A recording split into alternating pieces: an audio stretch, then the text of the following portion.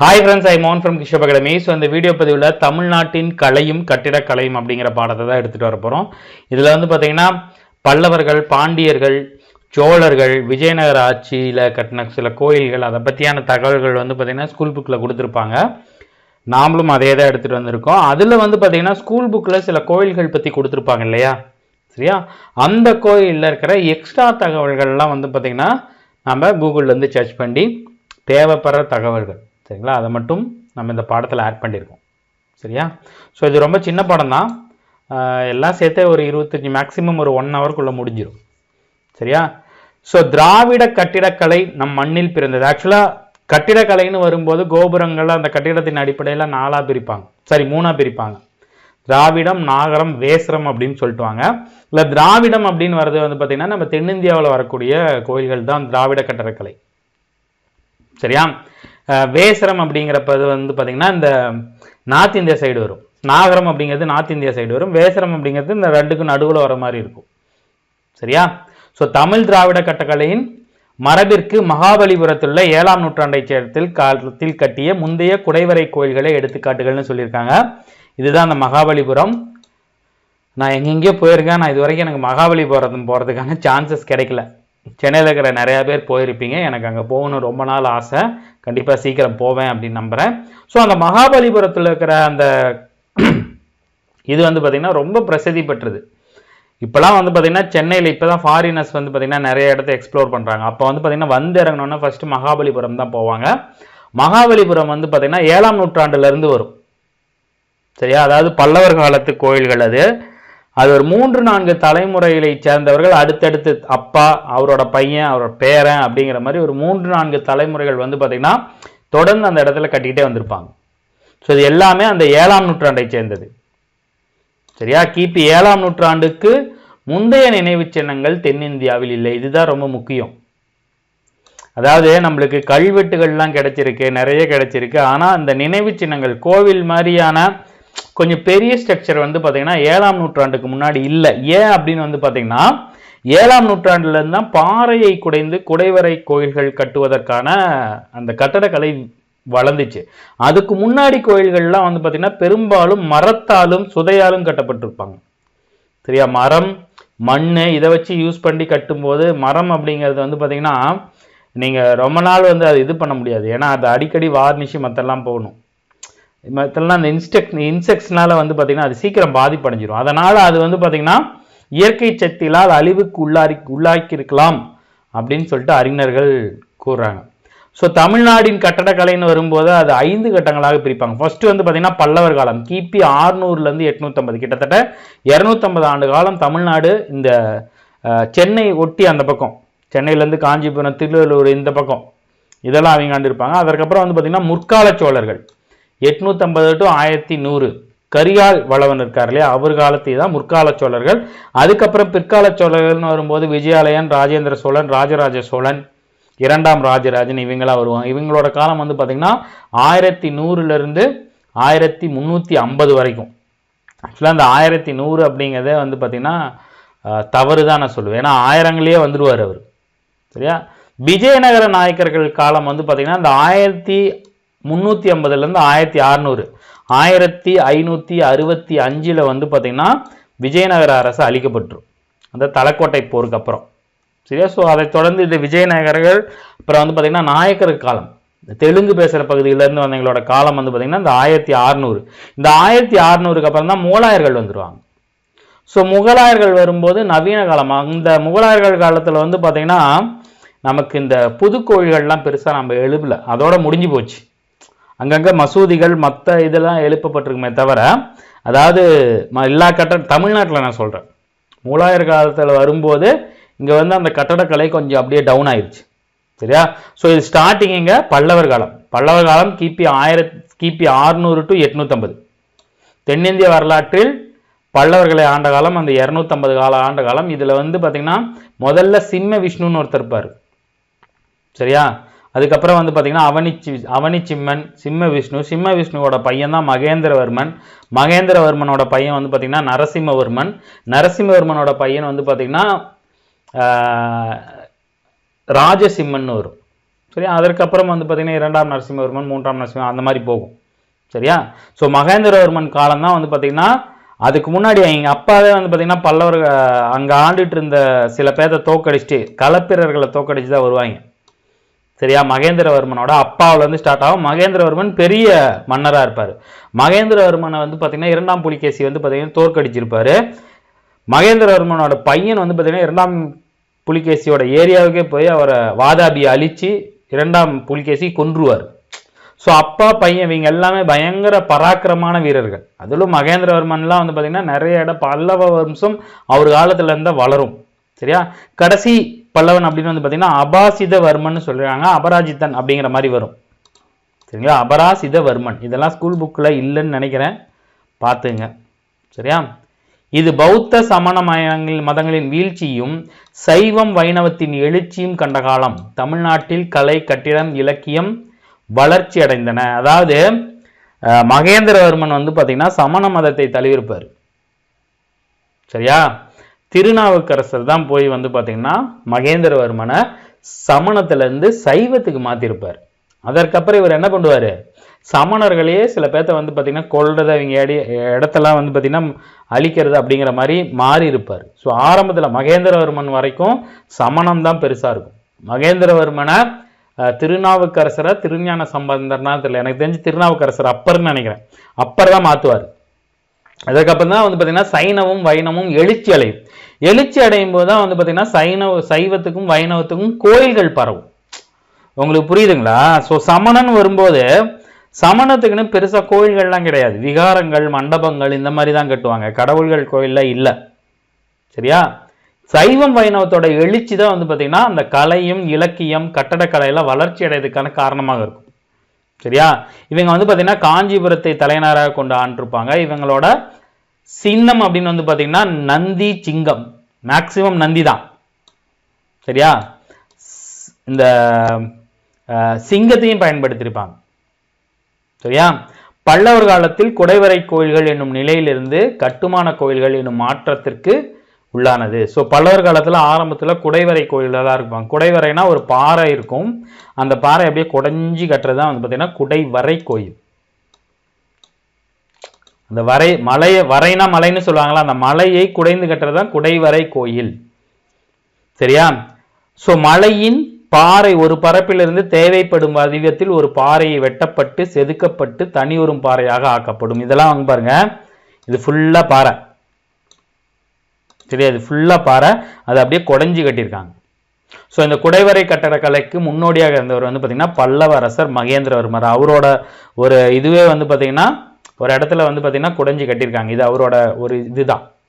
நான் நிறைய இதில் வந்து பார்த்தீங்கன்னா எக்ஸ்ட்ரா தகவல்கள்லாம் அந்த கோயிலை பற்றி நான் கொண்டு வந்திருப்பேன். தேர்வின் அடிப்படையில் தேவைப்படலனாலும் இந்த இடங்கள்லாம் நம்ம தெரிஞ்சுக்க வேண்டியது.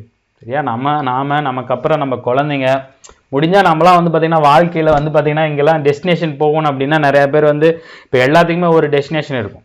காஷ்மீர் போகணும், ஃபாரின் போகணும் அப்படிங்கிற மாதிரி டெஸ்டினேஷன் இருக்கும். அதை தாண்டி நம்ம தமிழ்நாட்டில் இருக்கிற மேக்ஸிமம் எல்லாத்தையும் நம்ம பார்த்துக்கணும். பார்த்ததுக்கப்புறம் தான் வந்து பார்த்திங்கன்னா, ஏன்னா இங்கேயே நிறைய இருக்குது. சரியா. ஆண்டவன் கட்டளைன்னு ஒரு படத்தில் வந்து விஜய் சேதுபதி ஃபாரின் போகிறேன்னு சொல்லி போவார். எதுக்குங்கிறப்ப சுற்றி பார்க்க சொல்லுவாங்க. இங்கே சுற்றி பார்த்துட்டிங்களா, இங்கே தாஜ்மஹாலை பார்த்துட்டிங்களா என்னட்டி இல்லைன்னு சொல்லுவார். முதல்ல தாஜ்மஹாலை பார்த்துட்டு அப்புறம் வெளிநாட்டு போகணும்னு அவரோட இதை கேன்சல் பண்ணிடுவாங்க. உண்மையாலுமே அதுதான் உண்மை. இங்கே இருக்கிறது நம்ம தமிழ்நாட்டில் பார்க்கறதுக்கே நிறையா இருக்குங்க. சரியா. ஸோ இந்த மாதிரி ஒரு பெரிய பாறையிலிருந்து தேவைப்பட வடிவத்தில் ஒரு பாறை மட்டும் வெட்டி அதுலேருந்து செதுக்கப்பட தனி ஒரு பாறையாக செதுக்கிறது தான் குடைவரை கோயில்கள். குடைவரை கட்டடக்கலைக்கு ஒரு முன்னோடி பயணியர் யாருன்னு வந்து பார்த்தீங்கன்னா மகேந்திரவர்ம பல்லவன் தான். சரியா. இது வந்து பார்த்தீங்கன்னா மண்டகப்பட்டில் உள்ள குடைவரை கோயில். அவர் முதலில் உருவாக்கிய குடைவரை கோயில் இந்த மண்டகப்பட்டு. இது ஆக்சுவலாக ஒரு பெரிய மலைங்க, பெரிய மலை. இந்த முன்னாடி பகுதியில் மட்டும் அப்படியே முதல்ல இங்கே பாருங்க 4 தூணு குடைஞ்சி அப்படியே உள்ள போய் உள்ள வந்து பார்த்தீங்கன்னா ஒரு கோயில் இருக்கும். இங்கே பாருங்க இந்த மூலையில் வந்து பார்த்தீங்கன்னா இங்கே பாருங்க இந்த துவாரபாலகர்களோட சிலை குடைஞ்சிருப்பாங்க அழகா. இதெல்லாம் பெரிய விஷயங்க. இப்பெல்லாம் பண்ண முடியாதுங்க. இப்பெல்லாம் உண்மையாலுமே இப்பெல்லாம் பண்ண முடியாது. தெரியுதா உங்களுக்கு.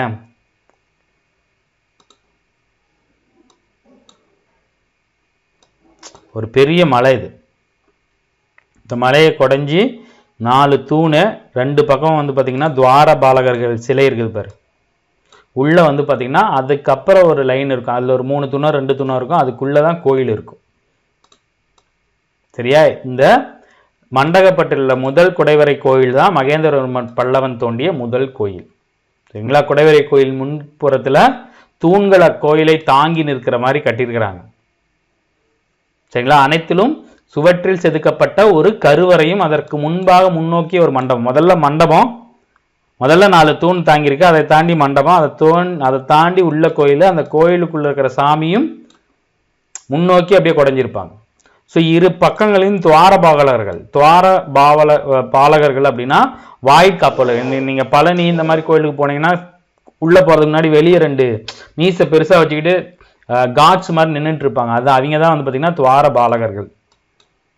சரிங்களா? இந்த குடைவரை கோயில்கள் அமைக்கும் முறை 700க்கு பின்னர் மறைந்து பெரிய வடிவிலான கட்டுமான கோயில்கள் கட்டுவதற்கு வழி. முதல்ல ஆரம்பத்தில் வந்து பார்த்தீங்கன்னா மண் மரத்தை வச்சு கட்டியிருந்திருக்காங்க. அதுக்கப்புறம் பாறையிலிருந்து குடைஞ்சு கட்டும்போது தான் அவங்களுக்கு அடுத்த கட்டத்தை நோக்கி போகிறாங்க. எப்படி? கட்டுமான கோயில்கள், கருங்கல், பெரிய கல் அதெல்லாம் வச்சு வந்து பார்த்தீங்கன்னா ஒன்று மேலே ஒன்று அடுக்கி சுண்ணாம்பு சாந்தம் இல்லைன்னா அது போடாமல், அதுக்கப்புறம் தான் அதுலேருந்து டெவலப் ஆனது தான் செங்கல், சிமெண்ட் இந்த மாதிரி. சரிங்களா? ஸோ இந்த கட்டுமான கோயில்கள் கட்டும் போதில் அந்த சிற்பிகள் வந்து அவங்களுக்கு நிறைய அவங்களோட திறமையை எக்ஸ்போஸ் பண்ணுறதுக்கான ஒரு வாய்ப்பு கொடுத்துருக்கு. சரிங்களா? ஸோ இந்த மண்டகப்பட்டில் இருக்கிற கோயில் வந்து பார்த்திங்கன்னா திருமூர்த்தி கோயில். சரி, அது எங்கே இருக்குன்னு வந்து பார்த்திங்கன்னா விழுப்புரம் மாவட்டத்தில் உள்ள மண்டகப்பட்டு அப்படிங்கிற இடத்துல அமைஞ்சிருக்காமா. விழுப்புரத்தில் யாராவது இருந்தீங்கன்னா உங்களுக்கு டைம் கிடைக்கும் போது போய் பார்த்துட்டு வாங்க. நிறைய பேர் பார்த்துருப்பீங்க, இல்லைனாலும் போய் பார்த்துட்டு வாங்க. சரிங்களா? ஸோ இதுதான் இந்த துவாரக பாலகர்கள். இப்போ வரதெல்லாம் எக்ஸ்ட்ரா தகவல் தான். லக்ஷிதன் கோயில் என்று அழைக்கப்படும் இந்த குடைவரை கோயில், இதோட இன்னொரு பேர் என்ன? லக்ஷிதன் கோயில். 590 630 வரை 40 ஆண்டு காலம் தமிழகத்தை அந்த பல்லவ நாட்டை ஆட்சி புரிந்த, தொண்டை நாட்டை ஆட்சி புரிந்த முதலாம் மகேந்திரவர்மனால் கட்டப்பட்டது. வட தமிழ்நாட்டின் முதல் குடைவரை கோயில் இதுதான். அது மட்டும் இல்லாமல் தமிழ்நாட்டு குடைவரை கோயில்களில் குறிப்பிடத்தக்க பழமையான கற்கோயில் என்ற வகையில் தமிழக கட்டடக்கலைக்கு வரலாற்றில் இது ஒரு திருப்பு முனையாக அமைந்திருக்கு. இதை தொடர்ந்து தான் வந்து பார்த்தீங்கன்னா மகாபலிபுரம் மற்ற கட்டுமான கோயில்கள்லாம் வளர்றதுக்கான ஒரு அஸ்திவாரம் இங்கே தான் போடப்பட்டிருக்கு. இந்த கோயிலில் வந்து பார்த்தீங்கன்னா பிரம்மா விஷ்ணு சிவன் 3 பேர்த்துக்குமே தனித்தனி சன்னதி கொடுத்துருக்காங்களாம். திருமேனிகள்லாம் எதுவும் இல்லை. திருமேனினா அந்த சிலை மாதிரிலாம் எதுவும் இல்லை. அந்த குடைவரை கோயிலையே வந்து பார்த்தீங்கன்னா அப்படியே குடைஞ்சி அப்படியே இது பண்ண மாதிரி. சரிங்களா? பிரம்மாண்டமான துவார பாலகர்கள். சரி, இதுதான் அந்த துவார பாலகர்கள். எவ்வளோ ஸ்டைலாக செதுக்கியிருக்காங்க பாருங்க. வாட்ச்மேன் மாதிரி. வாட்ச்மேன் தான் கரெக்டான வேர்டு. துவார பாலகர்கள்னா வாட்ச்மேன்ஸ். சரியா? இந்த மண்டகப்பட்டு கோயில், இந்த கோயிலில் வந்து பார்த்தீங்கன்னா வடமொழி கல்வெட்டும் ஒன்று இருக்கு. அந்த கல்வெட்டு எந்த லாங்குவேஜில் இருக்கு? தேவநகரி அப்படிங்கிற எழுத்து வடிவில் மொழிபெயர்க்கப்பட்ட ஒரு கல்வெட்டு. அதில் என்ன எழுதியிருக்கு அப்படின்னா, பிரம்மன் சிவன் விஷ்ணு ஆகியோருக்கு அர்ப்பணிக்கப்பட்ட கோயில் இரும்பு மரம் செங்கல் சுதை போன்றவற்றை பயன்படுத்தாமல் விசித்திர சித்தனால் குடையப்பட்டது. அதாவது இந்த மகேந்திரவர்மன் பல்லவன் இருக்கார்களே, அவர் வந்து பார்த்தீங்கன்னா இசை, ஓவியம், கட்டடக்கலை எல்லாத்துலேயும் சிறந்து விளங்கியிருப்பார். அவருக்கே நிறைய பேர் இருக்குது. இந்த கோயிலில் தான் அவருக்கு பேர் வந்து பார்த்தீங்கன்னா விசித்திர சித்தன்னு குறிப்பிட்டிருக்காங்க. இதெல்லாம் டிஎன்பிசி கொஸ்டின். இவர் வந்து பார்த்தீங்கன்னா விசித்திர சித்தன், சித்திரக்கார புலி, இவர் புக்ஸ் எழுதியிருக்காங்க. மத்த விலாசக பிரகடனம் அப்படிங்கிற ஒரு வடமொழி புத்தகம் எழுதியிருக்காரு, சமண மதத்தை கிண்டல் பண்ணி. அதே மாதிரி ஓவியம் வரைஞ்சிருக்காரு. கோயிலில் முன்னாடி இருந்து அந்த கட்டுமானத்தை பார்த்துருக்காரு. அதுதான் விசித்திர சித்தனால் குடையப்பட்டது. விசித்திர சித்தன் யாரை மென்ஷன் பண்ணுறாங்க? முதலாம் மகேந்திரவர்ம பல்லவன். இப்போதான் வந்து பார்த்தீங்கன்னா ஹிஸ்டாரிக்கல் கோயிலான மகாபலிபுரத்துக்கு வரும். சரிங்களா? 7 கோவில்கள் என்று அழைக்கப்படும் மகாபலிபுரம் அல்லது மாமல்லபுரத்தில் அமைந்துள்ள கடற்கரை கோவில். மாமல்லபுரம், மகாபலிபுரம் எல்லாம் ஒன்று தான். சரிங்களா? இது யாருன்னு வந்து பார்த்தீங்கன்னா 2ஆம் நரசிம்மவர்ம பல்லவன். சரிங்களா? நரசிம்மவர்மன் 2ஆம் நரசிம்மவர்மன். நரசிம்மவர்மனோட பையன் தான் வந்து பார்த்தீங்கன்னா 2ஆம் நரசிம்மவர்மன். சரியா? இது வந்து பார்த்தீங்கன்னா தென்னிந்தியாவின் பழமையான கட்டுமான கோயில். ஆக்சுவலாக நரசிம்மவர்மன் காலத்திலேயே அங்கே கோயில்கள் ஆரம்பிச்சிடும். அதுக்கப்புறம் ஒரு பையன் இரண்டாம் நரசிம்மவர்மன் வந்து பார்த்தீங்கன்னா அதை பெரிய அளவில் கொண்டு போயிடுறாரு. 7 கோயில்கள் ஒரே பாறையில் இல்லாமல் பாறை பாலங்களை கொண்டு கட்டியிருப்பாராம். பழைய முறையில் இல்லாமல் கட்டுமான கோயில்கள், குடைவரை கோயில்கள்லேருந்து அடுத்த லெவலுக்கு போனது அவரு தான். சரிங்களா? மாமல்லபுரம் கடற்கரை கோயில் தமிழ்நாட்டின் முதலில் அமைக்கப்பட்ட கட்டுமான கோயில். ரொம்ப முக்கியம். இதுதான் ஃபர்ஸ்ட் ஹிஸ்டரி ஸ்டார்ட் ஆகுது. அதனால தான் இது பேர் வந்து. ஆக்சுவலாக சுனாமி ஒன்றும் பண்ணலைங்க. ஸோ இதில் இருந்த நல்லா மறைஞ்சிருந்த நிறைய இது வந்து பார்த்திங்கன்னா சுனாமி இழுத்துட்டு போனதுக்கப்புறம் தான் நிறைய வெளியே தெரிய ஆரம்பிச்சிச்சு. இந்த கோயிலும் இந்த கோயிலை சுற்றி இருக்கிற சுவரும் சுனாமியில் தாக்கு பிடிச்சிச்சு. சுனாமி வந்துருச்சு, உள்ள வரைக்கும் வந்துருச்சு, ஆனால் தாக்கு பிடிச்சிச்சு கோயில். அப்போ தமிழர்களோட கட்டுமான கலை எப்படின்னு வச்சு பார்த்து பெருமை அடையணும் நம்பலாம். சரியா? ஸோ இது வந்து பார்த்தீங்கன்னா மாமல்லபுரத்தில் இருக்கிற அர்ச்சுதன் தபசு, அர்ச்சுதன் ரதம்னு சொல்லுவாங்க. இது வந்து பார்த்தீங்கன்னா இவரோட காலத்திலே கட்ட ஆரம்பிச்சிட்டாங்க, நரசிம்மவர்மனோட காலத்திலே கட்ட ஆரம்பிச்சிட்டாங்க. 440 புராண சின்னங்களுள் ஒன்றான இக்கோயில் 40 அடி உயரம் கொண்டதாமா. ஸோ தொல்லியல் துறை எத்தனை இதை பாதுகாத்துட்டு வராங்க? 440 புராண சின்னங்கள்ல 45 அடி உயரம் கொண்டது இந்த கோயில்.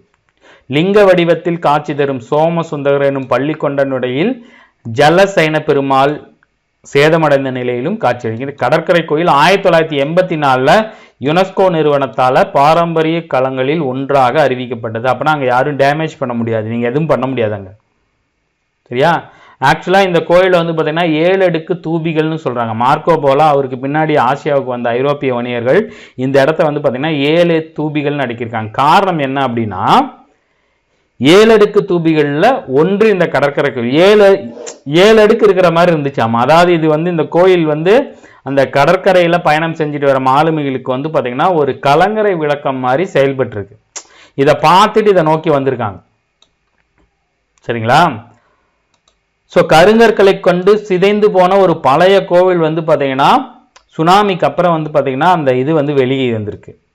ஸோ ஐரோப்பியர்கள் அவங்களோட டைரியில் 7 அடுக்கு ஸ்தூபிகள் அப்படிங்கிற ஒரு குறிப்பிட்ட பகுதி குறிச்சிருக்காங்க. அந்த பகுதி தான் மகாபலிபுரம் அப்படிங்கிறது. அந்த இதுக்கப்புறம் சுனாமிக்கு அப்புறம் வெளியே தெரிஞ்ச அந்த கருங்கற்கோயிலிருந்து இவங்க நம்ம ஒரு இது முடிவுக்கு வர முடியும். ஸோ இதை தான் அவங்க மென்ஷன் பண்ணியிருக்காங்க அப்படின்னு சொல்லிட்டு. 7 அடுக்கு ஸ்தூபிகள்ல 6 கோயில்கள் கடலுக்கு மூழ்கிதான் இருக்காமா. இன்னமும் கடல் வெளியே போனாதான் அது தெரியும். சரிங்களா? சிங்கங்கள், யானைகள், மயில்கள், கற்சிற்பங்களை சுனாமியானது வெளிக்காட்டியிருக்கு. சுனாமி வந்துட்டு போனதுக்கு அப்புறம் அதுல இருந்தது சிலதை நம்ம பார்க்க முடிஞ்சிருக்கு. சரியா? இந்த அர்ஜுனன் இதெல்லாம் வந்து நம்ம பின்னாடி பார்க்கலாம். சரியா? பின்னாடி நான் உங்களுக்கு வந்து காட்டுறேன்.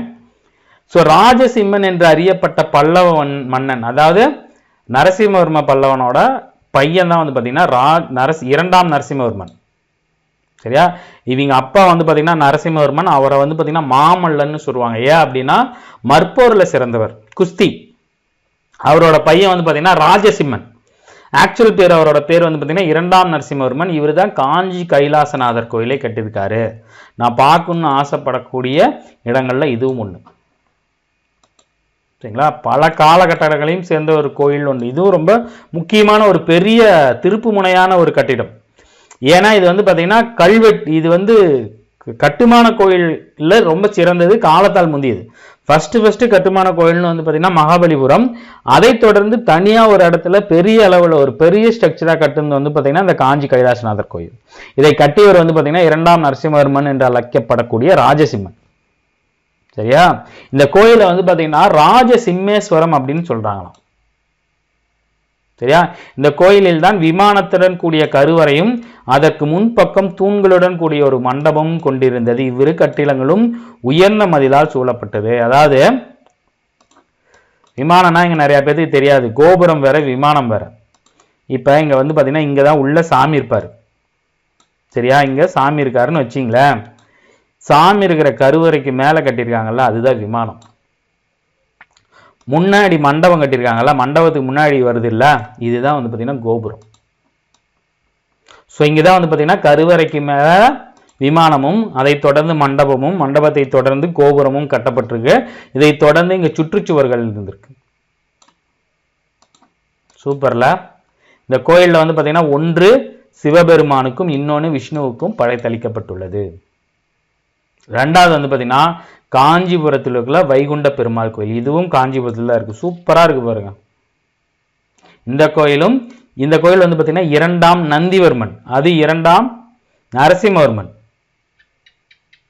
சரிங்களா? மகாபலிபுரத்தில் இருக்கிற 7 கோயில்கள் குடைவரை கோயில்களாக அமைக்கப்படாமல் வெட்டி எடுக்கப்பட்ட கற்கரை கொண்டு கட்டப்பட்டது. இந்த கோயில்ல 2 கருவறைகள் இருக்கு. சரியா? இந்த கோயில் வந்து பாத்தீங்கன்னா தமிழ்நாட்டில் காஞ்சிபுரத்தில் உத்திரமேரூர் கிராமத்தில் இருக்கு. இது விஷ்ணுவுக்கு அளிக்கப்பட்டது. இந்த உத்திரமேருங்கிறப்ப உங்களுக்கு தெரியும், உத்திரமேரூர் கல்வெட்டு வந்து பாத்தீங்கன்னா குடவோலை முறையை சொல்லும். தென்னிந்திய கட்டடக்கலையில் இது திராவிடத்தில் கட்டப்பட்ட கோயில், திராவிட கட்டடக்கலை. பல்லவர்களால் கட்டப்பட்ட இந்த கோயில் பிற்கால இணைப்பு சோழர்களால் பின்னாடி வந்து பார்த்தீங்கன்னா நிறைய அவங்களும் வந்து கொஞ்சம் ஆல்டர்லாம் பண்ணியிருக்காங்க. முதலாம் பராந்தக சோழன் அவருதான் கிராம சபைகளுக்கு தேர்ந்தெடுக்கப்பட்ட பிரதிநிதிகள் ஜனநாயக நடைமுறையில் குறிக்கும் கல்வெட்டுகள். அதான் உத்தரமேரூர் குடவோலை முறை கல்வெட்டை இந்த கோயில் பக்கத்துல இருந்தா எடுத்திருக்காங்க. சரியா? அது யாரோட கல்வெட்டுன்னு வந்து பார்த்தீங்கன்னா முதலாம் பராந்தக சோழன். இது வந்து பார்த்தீங்கன்னா அந்த பாடத்தில் இல்லாத ஒரு யூனிட் 6 கொஸ்டின். சரிங்களா? உத்திரமேரூர் பல்லவர், சோழர், பாண்டியர், சம்புவரையர், விஜயநகர மன்னர்கள், நாயக்க மன்னர்கள் பல்வேறு காலகட்டங்களில் வந்தவங்களால் ஆளப்பட்டுள்ளது. இந்த கோயில் கல்வெட்டுகளின்படி 750 ஆண்டுகளில் பல்லவ அரசன் 2ஆம் நந்திவர்மன் தான் இந்த சிற்றூரை நிறுவியிருக்காரு. இந்த உத்திரமேரூர் அப்படிங்கிற சின்ன ஊரை நிறுவனது யாருன்னா இந்த கோயிலை கட்டிய காஞ்சி வைகுந்த பெருமாள் கோயிலை கட்டிய 2ஆம் நந்திவர்மன். சரியா? அவரு தான் அந்த ஊரையும் நிறுவியிருக்காரு. அவருக்கு அப்புறம் வந்த சோழர்கள், பாண்டியர்கள், விஜயநகர மன்னர்கள், நாயக்கர்கள் எல்லாமே இந்த ஊரை வந்து பார்த்தீங்கன்னா ஆண்டிருக்காங்க. இந்த ஊர் வந்து பார்த்தீங்கன்னா பிராமணர்களுக்கும் வயலினர்களுக்கும் நன்கொடையாக அளிக்கப்பட்டதாக கருதப்படுகிறது. சரியா? அதுக்கப்புறம் 9ஆம் நூற்றாண்டு பிற்பகுதியில் இந்த கோயில், இந்த ஊரெல்லாம் வந்து பார்த்தீங்கன்னா சோழர்கள் கீழே வருது. அதில் முதலாம் பராந்தக சோழன் அவரோட காலகட்டம் வந்து பார்த்தீங்கன்னா 1907 to 50. முதலாம் ராஜராஜ சோழன் 985 1014 வரைக்கும். அதுக்கப்புறம் அவரோட பையனான ராஜேந்திர சோழன் 1012 1044 வரைக்கும். இது வந்து ஆட்சி காலம். ராஜேந்திர சோழனும் ராஜராஜ சோழனும் 2 ஆண்டுகள் சேர்ந்து ஆட்சி பண்ணியிருப்பாங்க. அதுதான் அந்த டிஃபரன்ஸ் வருது. அவங்களுக்கு அப்புறம் வந்து பார்த்தீங்கன்னா அவங்களோட தங்கச்சி பையன் குலோத்துங்க சோழன், அவர் வந்து பார்த்தீங்கன்னா சாளுக்கிய சோழ முறையை வந்து நிறுவிப்பார். சுங்கம் தவிர்த்த சோழன் 1070 1120 வரைக்கும். சரியா?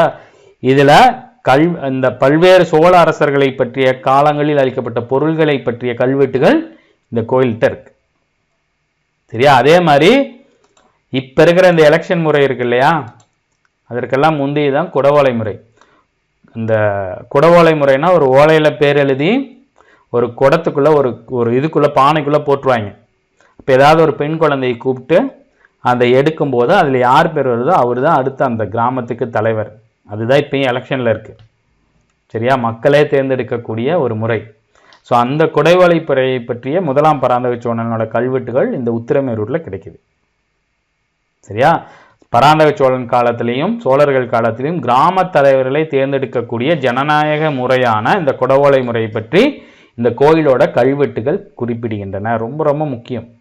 ராஜீவ்காந்தி இங்கே வந்திருக்காரு, இந்த கோயிலுக்கு வந்திருக்காரு. காஞ்சி வைகுண்ட பெருமாள் கோயிலுக்கு வந்துட்டு இந்த கோயில் போனப்போ தான் அந்த தேர்தல் முறையால் ஈர்க்கப்பட்டு அதற்கப்புறம் தான் பஞ்சாயத்து ராஜ் இந்தியாவின் அமைப்பு முறைகளை மேம்படுத்துவதில் அவர் வந்து பார்த்திங்கன்னா அவருக்கு ஒரு ஐடியா வந்திருக்கு. ஸோ வரலாற்று சிறப்பு மிக்க கோயில் என்னென்னா இந்த காஞ்சி வைகுண்ட பெருமாள் கோயில். இது வந்து பார்த்திங்கன்னா இதெல்லாம் ஸ்கூல் புக்கில் இருக்காது. இதோட முடிச்சுக்குவாங்க. சரியா? இதெல்லாம் எக்ஸ்ட்ரா தகவல் தெரிஞ்சுங்க. சரியா? ஸோ இப்போ தான் வந்து பார்த்திங்கன்னா நம்ம எங்கே வரோம்? மகாபலிபுரத்துக்கு வரோம். ஸோ தமிழ் திராவிட கோயில் கட்டடக்கலையில் வந்து பார்த்திங்கன்னா இந்த மகாபலிபுரத்தில் ஒற்றை கல்லில் செதுக்கப்பட்டுள்ளன. ஸோ தமிழ் திராவிட கோயில் கட்டடக்கலை மரபில் ஒரு பறைசாட்டக்கூடிய ஒரு விஷயம்னா இந்த மகாபலிபுரத்தில் இருக்கிற ஒற்றைக்கல் ரதங்கள், பஞ்சபாண்டவர் ரதங்கள்னு சொல்லுவாங்க. இங்கே பாரு, இங்கே ஒன்று இருக்கும், இங்கே ஒன்று இருக்கும், இங்கே ஒன்று இருக்கும், இங்கே ஒன்று இருக்கும், இங்கே ஒன்று இருக்கும். சரிங்களா? அது வந்து பார்த்தீங்கன்னா பஞ்சபாண்டவர்கள் அப்படின்னா உங்களுக்கு தெரியும், மகாபாரதத்தில் வரக்கூடிய தர்மர், பீமர், அர்ஜுனன், நகுலன், சகாதேவன். ஸோ இதில் வந்து பார்த்தீங்கன்னா திரௌபதிக்கு தனியாக ஒரு ரத கோயில் இருக்குது. இது எல்லாமே ரத கோயில். அதாவது ரதம் மாதிரியே அந்த கோயிலை வந்து டிசைன் பண்ணியிருப்பாங்க. தர்மராஜா ரதம், பீம ரதம், அர்ஜுன ரதம், நகுல சகாதேவ ரதம். சரிங்களா? அது ஒரு சிறந்த கட்டடக்கலைக்கான ஒரு எடுத்துக்காட்டு. குறிப்பாக வந்து பார்த்தீங்கன்னா அர்ஜுன பீம தர்மராஜா ரதங்கள் வெளிப்பக்க சுவர்கள் மாட குழிகளோடும் பூவணி பூ அந்த வேலைப்பாடுகளோட இருக்கும். இங்கே பாருங்க, தெரியுதுங்களா? இங்கே இருக்கு பாருங்க. இது நான் என்ன போய் பார்த்ததில்ல, அதனால் அதோட இதை வந்து என்னால் ரொம்ப எக்ஸ்பிரசிவாக சொல்ல முடியல. சரிங்களா? இது வந்து பார்த்தீங்கன்னா உங்களுக்கு ஸ்கூல் புக், தமிழ் ஸ்கூல் புக்லேயே இருக்கும். சரிங்களா? அதாவது அர்ஜுனன் தபசு, அர்ஜுனன் வந்து பார்த்தீங்கன்னா தவம் இருக்கும் காட்சி.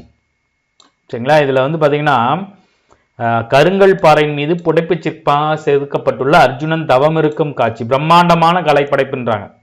ஏன்னா அந்த கருங்கல் பாறை 100 அடி நீளமும் 45 உயரமும் கொண்டது. எது இந்த டோட்டலா இங்க பாருங்க, இது வந்து பாத்தீங்கன்னா 45 அடி 100 அடியாமா, இவ்வளவு பெருசா இருக்குன்னு பாருங்க. அதுல எல்லாத்துலயுமே வெறும் சிற்பங்கள் தான். அதுல ஒண்ணுதான் வந்து பாத்தீங்கன்னா இந்த அர்ஜுனன் தவம் இருக்கு. அதுதான் பகிரதன் தவன் அல்லது பகிரதவன் தவம் அல்லது அர்ஜுனன் தபசுன்னுவாங்க. ஏன் இது ரொம்ப முக்கியமானது அப்படின்னு வந்து பாத்தீங்கன்னா, இப்போ ஒருத்தர் வந்து பாத்தீங்கன்னா நல்லா புஷ்டிக்கா இருக்கிற ஒரு வீரன் போய் தவம் இருக்க ஆரம்பிக்கிறான்னு வச்சிங்களேன், என்ன ஆகும்? சாப்பிட மாட்டான், சோறு தண்ணி இருக்க மாட்டான், சோறு தண்ணிலாம் இருக்காது. அவன் எப்படி இருக்கும் அப்படின்னு வந்து பாத்தீங்கன்னா கொஞ்சம் கொஞ்சமா வந்து பாத்தீங்கன்னா இழைச்சி போயிடுவாங்க. சரியா? அந்த இழைச்சதை இந்த சிற்பத்துல காட்டியிருப்பாங்க. பகிரதன் தபசு, அதாவது அர்ஜுனன் தவம்னு அர்த்தம். பகிரதன் தபசுனா அர்ஜுனன் தவம். மாமல்லபுரத்தில் பாதையில் செதுக்கப்பட்ட பகிரதன் கங்கை பூமிக்கு வரணும் அப்படின்னு ஒற்றை காலில் கடுந்தவம் புரியும் காட்சி அப்படின்னு சொல்லியிருக்காங்க. இது ஏன் அப்படி ரொம்ப முக்கியம் அப்படின்னு வந்து பாத்தீங்கன்னா, இங்க பாருங்க, நான் சொன்னேன் இல்லையா, ஒருத்தர் வந்து தவம் இருந்து இழைச்சி போக ஆரம்பிச்சா நெஞ்சில் இருக்கிற எலும்பு பாருங்க, சாப்பிடாம இருக்கிறவங்க அப்படி நோஞ்சா மாதிரி போகும்போது அந்த நெஞ்சில் இருக்கிற எலும்பு தசையெல்லாம் பாருங்க, தசை காலில் இருக்கிற நரம்பு, எவ்வளோ மைனூட்டான ஒரு வேலைப்பாடுன்னு பார்த்துங்க. எவ்வளோ மைனூட்டா அதை பண்ணியிருப்பாங்க. தவம் இருந்து இழைச்சி போயிட்டா ஒத்த காலில் இருந்து அங்கே பாருங்க, இந்த ஒரு காலுக்கும் இந்த ஒரு காலுக்கும் இருக்கிற வித்தியாசத்தை காமிச்சிருப்பாங்க. அதுதான் இந்த உச்ச படைப்பு அப்படின்றாங்கல்ல, கட்டடக்கலையோட உச்ச படைப்புங்கிறது இதனால தான். ஸோ அந்த பாறை நான் காட்டினேன் இல்லையா, அல்ல தேவர்கள், விலங்குகள், மனிதர்கள், பேன் பார்க்குற குரங்கு, அதெல்லாம் இருக்குமாமா. பல்லவக்கலைன்னு ஒரு அற்புதமான படைப்புன்னு சொன்னது கொஞ்சம் கூட இதில் சால பொருந்தது. சரியா? அதாவது பகிரதன் அப்படிங்கிற மன்னன் வந்து கங்கை நதியை சொர்க்கத்திலிருந்து பூமிக்கு கொண்டு வர தவம் இருக்கிறான். இந்த தவமே சிற்பத்தில் காணப்பட்டதுன்னு சொல்றாங்க. பகிரதன் கதையும் அர்ஜுனின் பாசுபாத அஸ்திரமும் வேண்டி சிவபெருமானிடம் தவம் இருந்த கதையும் ஒன்றாக கருதப்படுவதால் இந்த சிற்பம் அர்ஜுனன் தபசுன்னு சொல்றாங்க. அதாவது பகிரதன்ங்கிறது வேறவர், அர்ஜுனன்ங்கிறது வேறவர். அர்ஜுனன் வந்து அந்த அஸ்திரத்துக்கோசரம் சிவபெருமானை நோக்கி தவம் புரிகிறாரு, இவரு கங்கையை பூமிக்கு கொண்டு வரணும்னு சொல்லிட்டு தவம் புரிகிறார். ஸோ ரெண்டுமே ஒரே மாதிரி இருக்கிறதுனால தான் இந்த சிற்பத்தை பகிரதவன் தவம்னு சொல்லுவாங்க, அல்லது அர்ஜுனன் தபசு அப்படிங்கிற மாதிரி சொல்றாங்க. சரியா? ஸோ பல்லவர் காலத்து பாண்டியர்கள் கோவில். ஏன் அப்படின்னா முற்கால பாண்டியர்களும் பல்லவர்களும் சமகாலத்தவர்கள். ஸோ ரெண்டு பேருமே அவங்க கட்டடக்கலையை வளர்த்திருக்காங்க. பல்லவர்கள் மாதிரி பாண்டியர்கள் குடைவரை கோயில்களில் வந்து பார்த்தீங்கன்னா கடவுள்களை நிறுவியிருக்காங்க. ஸோ பல்லவர்களோட கோயிலில் வந்து பார்த்தீங்கன்னா உள்ள வந்து குடைவரை கோயிலில் சில கோயிலில் தெய்வங்கள் இருக்காது. ஆனால் இவங்க கருவறையில் கடவுளின் சிலைகளை நிறுவியிருக்காங்க. அவங்க வந்து பார்த்தீங்கன்னா கொஞ்சம் புடைப்பு சிற்பமாக பண்ணதை இவங்க கோயில் சிலையே வச்சிருக்காங்க. ஸோ பாண்டிய ஆட்சி பகுதிக்கு உட்பட்ட 50க்கும் மேற்பட்ட குகை கோயில்கள் இருக்காங்க. ரொம்ப முக்கியமானது மலையடிக்குறிச்சி, ஆனைமலை, திருப்பரங்குன்றம், திருச்சிராப்பள்ளி. சரிங்களா? இந்த கோயில்கள்லாம் வந்து பார்த்தீங்கன்னா சிவன், விஷ்ணு, பிரம்மா அவங்களுக்காக கட்டப்பட்ட கோயில்கள். பாண்டியன் சிவன் கோயில்களில் லிங்கங்கள் இருக்கு. இந்த லிங்கங்கள் வந்து பார்த்தீங்கன்னா தாய்ப்பாறையிலேருந்து தோண்டி எடுக்கப்படும். அந்த கோயில் பண்ணதுக்கு எந்த தாய்ப்பாறை யூஸ் பண்ணாங்களோ அந்த பாறையிலேருந்து எடுத்து லிங்கங்கள் பண்ணியிருக்காங்க. சரிங்களா? நந்தியின் உருவமும் தாய்ப்பாறையிலேருந்தே செதுக்கப்பட்டதாக கருதப்படுகிறது. சிவலிங்கம் கருவறையோட மையத்திலும் சுற்றிலும் போதுமான இடைவெளி விட்டு நிறுவப்பட்டிருக்கு. அதாவது சுத்தி அதை கும்புறதுக்கு ஏற்ற மாதிரி சுத்தி கும்புறதுக்கு ஏற்ற மாதிரி அதில் கேப் விட்டு தான் வந்து பார்த்தீங்கன்னா அந்த சிவலிங்கத்தை பிரதிஷ்டை பண்ணியிருக்காங்க. கருவறையில் உபயோகித்த நீர் வெளியே செல்ல கால்வாய், இந்த தீர்த்தம் வரும் பார்த்துருக்கீங்களா? கோயில்லாம் சாமிக்கு ஊத்துற தீர்த்தம்லாம் வெளியே வந்து பார்த்தீங்கன்னா கொஞ்சம் ஊத்துற மாதிரி வச்சிருப்பாங்க. அந்த மாதிரியான கால்வாய் செட்டப்பு அப்பயே வச்சிருக்காங்க. சரிங்களா. இங்கே தூண்கள் வந்து பார்த்தீங்கன்னா வெவ்வேறு அளவுகளை கொண்ட 3 பகுதியாக பிரிச்சிருக்காங்க. தூண்களில் இடம்பெற்றுள்ள அலங்கார வேலைப்பாடுகளும் ஒரே மாதிரி இருந்திருக்கான். 4 மாடக்குழிகளாக பிரிக்கப்பட்டுள்ளது. அவற்றில் சிவன், விஷ்ணு, துர்க்கை, கணபதி, சுப்பிரமணியன், சூரியன், பிரம்மா, சரஸ்வதி இவங்க எல்லாத்துக்கும் தனித்தனி புடைப்பு சிற்பங்கள் இருக்குது. அதே மாதிரி துவார பாலகர்கள் சிலை இருக்குது, சிலைகள் இருக்குது. அதான் அந்த சொன்ன இல்லையா, அந்த செக்யூரிட்டி மாதிரி இருக்கும் அப்படின்னு சொல்லிட்டு. இந்த பாண்டியர் கட்டடக்கலையிலேயே ரொம்ப முக்கியமானது எதுன்னு வந்து பார்த்தீங்கன்னா இந்த கோயில் தாங்க. நான் ரொம்ப நாளாக போகணும்னு ஆசைப்படுற ஒரு முக்கியமான கோயிலில் இதுவும் ஒன்று. கழுகுமலையில் உள்ள முற்று பெறாத வெட்டுவான் கோயில், தென்னிந்தியாவின் எல்லோரா அப்படின்னு வந்து சொல்லுவாங்களாம். ஆக்சுவலாக அது நான் டைப் பண்ணும்போது அந்த இன்னை விட்டுட்டேன். தென்னிந்தியாவின் எல்லோரா அப்படின்னு இதை சொல்லலாம். ஏன் அப்படின்னா இது வந்து முழுமை அடையலை, பாதியிலேயே இந்த வேலையை நிறுத்திட்டாங்க. ஒருவேளை முழுமை அடைஞ்சிருந்தா எல்லோரா அளவுக்கு புகழ் பெற்றிருக்கலாம். அதாவது ஒரு பெரிய பாறையை எடுத்து, இப்போ கோயில்லாம் எப்படிங்க கட்டுவாங்க, வீடு எப்படி கட்டுவாங்க, முதல்ல அஸ்திவாரம் போடுவாங்க, அதுக்கப்புறம் அப்படியே கட்டிட்டு போவாங்க. சரிங்களா. இதில் ஏதாவது பிரச்சனை வரும்போது இதை இடிச்சிட்டு நம்ம ஏதாவது ஆல்ட்ரு பண்ண முடியும். ஆனால் இந்த கோயில்லாம் எப்படின்னு வந்து பார்த்தீங்கன்னா, இப்படி ஒரு பாறை இருக்குன்னா மேலேருந்து செதுக்கிட்டு வருவாங்க. நீங்கள் மேலேருந்து கீழே வரைக்கும் கரெக்டாக டிசைன் பண்ணால் மட்டும்தான் அந்த ஸ்ட்ரக்சரை அவங்களால கொண்டு வர முடியும். அந்த மாதிரி ஒற்றைக்கல் வெட்டுவான் துளை 4 புறத்துலையும் செதுக்கி அந்த கோயிலை கொண்டு வந்திருக்காங்க. மிகப்பெரிய வேலைப்பாடு, மிகப்பெரிய வேலை இதெல்லாம். நீங்கள் யோசிச்சு பாருங்க, இந்த மலையில் கொஞ்சோண்டு இங்கே உடஞ்சி விரிசல் விட்டா கூட இந்த கீழே இதை கரெக்டாக கொண்டு வர முடியாது. அப்போ எந்த அளவுக்கு அவங்க ஒரு பாறை எடுத்து அதை ஆல்ட்ரு பண்ணி கொண்டு வராங்கன்னா எவ்வளோ பெரிய விஷயம். ஸோ இது என்ன சொல்கிறாங்க, தென்னிந்தியாவின் எல்லோரா. சரியா. ஸோ அந்த கோயிலை பற்றி ஃபுல்லாக பிக்சர்ஸில் எடுத்துகிட்டு வந்திருப்பேன். கோயிலோட உச்சியில் உமா மகேஸ்வரர், தட்சிணாமூர்த்தி, விஷ்ணு, பிரம்மா ஆகியோரின் சிற்பங்கள் காணப்படுதுன்னு சொல்லியிருக்காங்க. இங்கே பாருங்கள், இங்கே தட்சிணாமூர்த்தி இருக்காரு, இங்கே நிறைய சிலைகள். இது எல்லாமே அந்த வெட்டுவான் கோயில், அந்த கோயில் இருக்கு இல்லையா, இந்த கோயிலில் இருக்கிற சிலை. இங்கே பாருங்கள், அதை நீங்கள் க்ளோஸ்அப்பில் பார்க்கும்போது இதோட பிரமிப்பு என்னங்கிறது தெரியும். மேலேருந்து அப்படியே வெட்டிட்டு வந்திருக்காங்க பாருங்கள். இந்த கோயில் முழுமை அடையலை. ஏன் முழுமை அடையலைன்னு எனக்கு தெரியல, அதற்கான ரீசன்ஸும் இங்கே கொடுக்கப்படல. ஆனால் வந்து இது மிகப்பெரிய வேலைங்க. இதெல்லாம் வந்து பார்த்தீங்கன்னா இப்போ நம்ம குழந்தைங்கள்லாம் இங்கெல்லாம் கூட்டிகிட்டு போகணும் கண்டிப்பாக. சரியா. அதே மாதிரி மதுரை மீனாட்சி அம்மன் கோயிலும் திருநெல்வேலி நெல்லையப்பர் கோவிலும் பாண்டிய கட்டடக்கலையை பறைசாற்றக்கூடிய சிறந்த எடுத்துக்காட்டுகள். சரியா. ஸோ சிற்பங்கள் அப்படின்னு வரும்போது, அந்த வெட்டுவான் கோயிலோட சிற்பங்கள்னு வரும்போது கடவுளர்களின் புடைப்பு சிற்பங்கள், இது எல்லாமே புடைப்பு சிற்பங்கள். சரியா. நிறைய வேலைப்பாடுகள், அலங்கார வேலைப்பாடுகள் இல்லைனாலும் கட்டுமானங்களும் தூண்களிலும் சிற்பங்கள் இடம்பெற்றிருக்குன்னு சொல்கிறேன். ஏன்னா அது எல்லோர அளவுக்கு இதாக இருக்காது. எல்லோரா வந்து பார்த்திங்கன்னா ரொம்ப மைனூட்டாக இருக்கும். நான் ஒரு தடவை எல்லோரா போகிறதுக்கான எனக்கு வாய்ப்பு கிடைச்சிச்சு. ஸோ எல்லோரா வந்து பார்த்திங்கன்னா ரொம்ப மைனூட்டாக இருக்கும். அந்த அளவுக்கு ரொம்ப மைனூட்டாக இல்லைனாலும் இங்கேயும் புடைப்பு சிற்பங்கள் மிகப்பெரிய வேலைப்பாடோடு இருந்திருக்கு.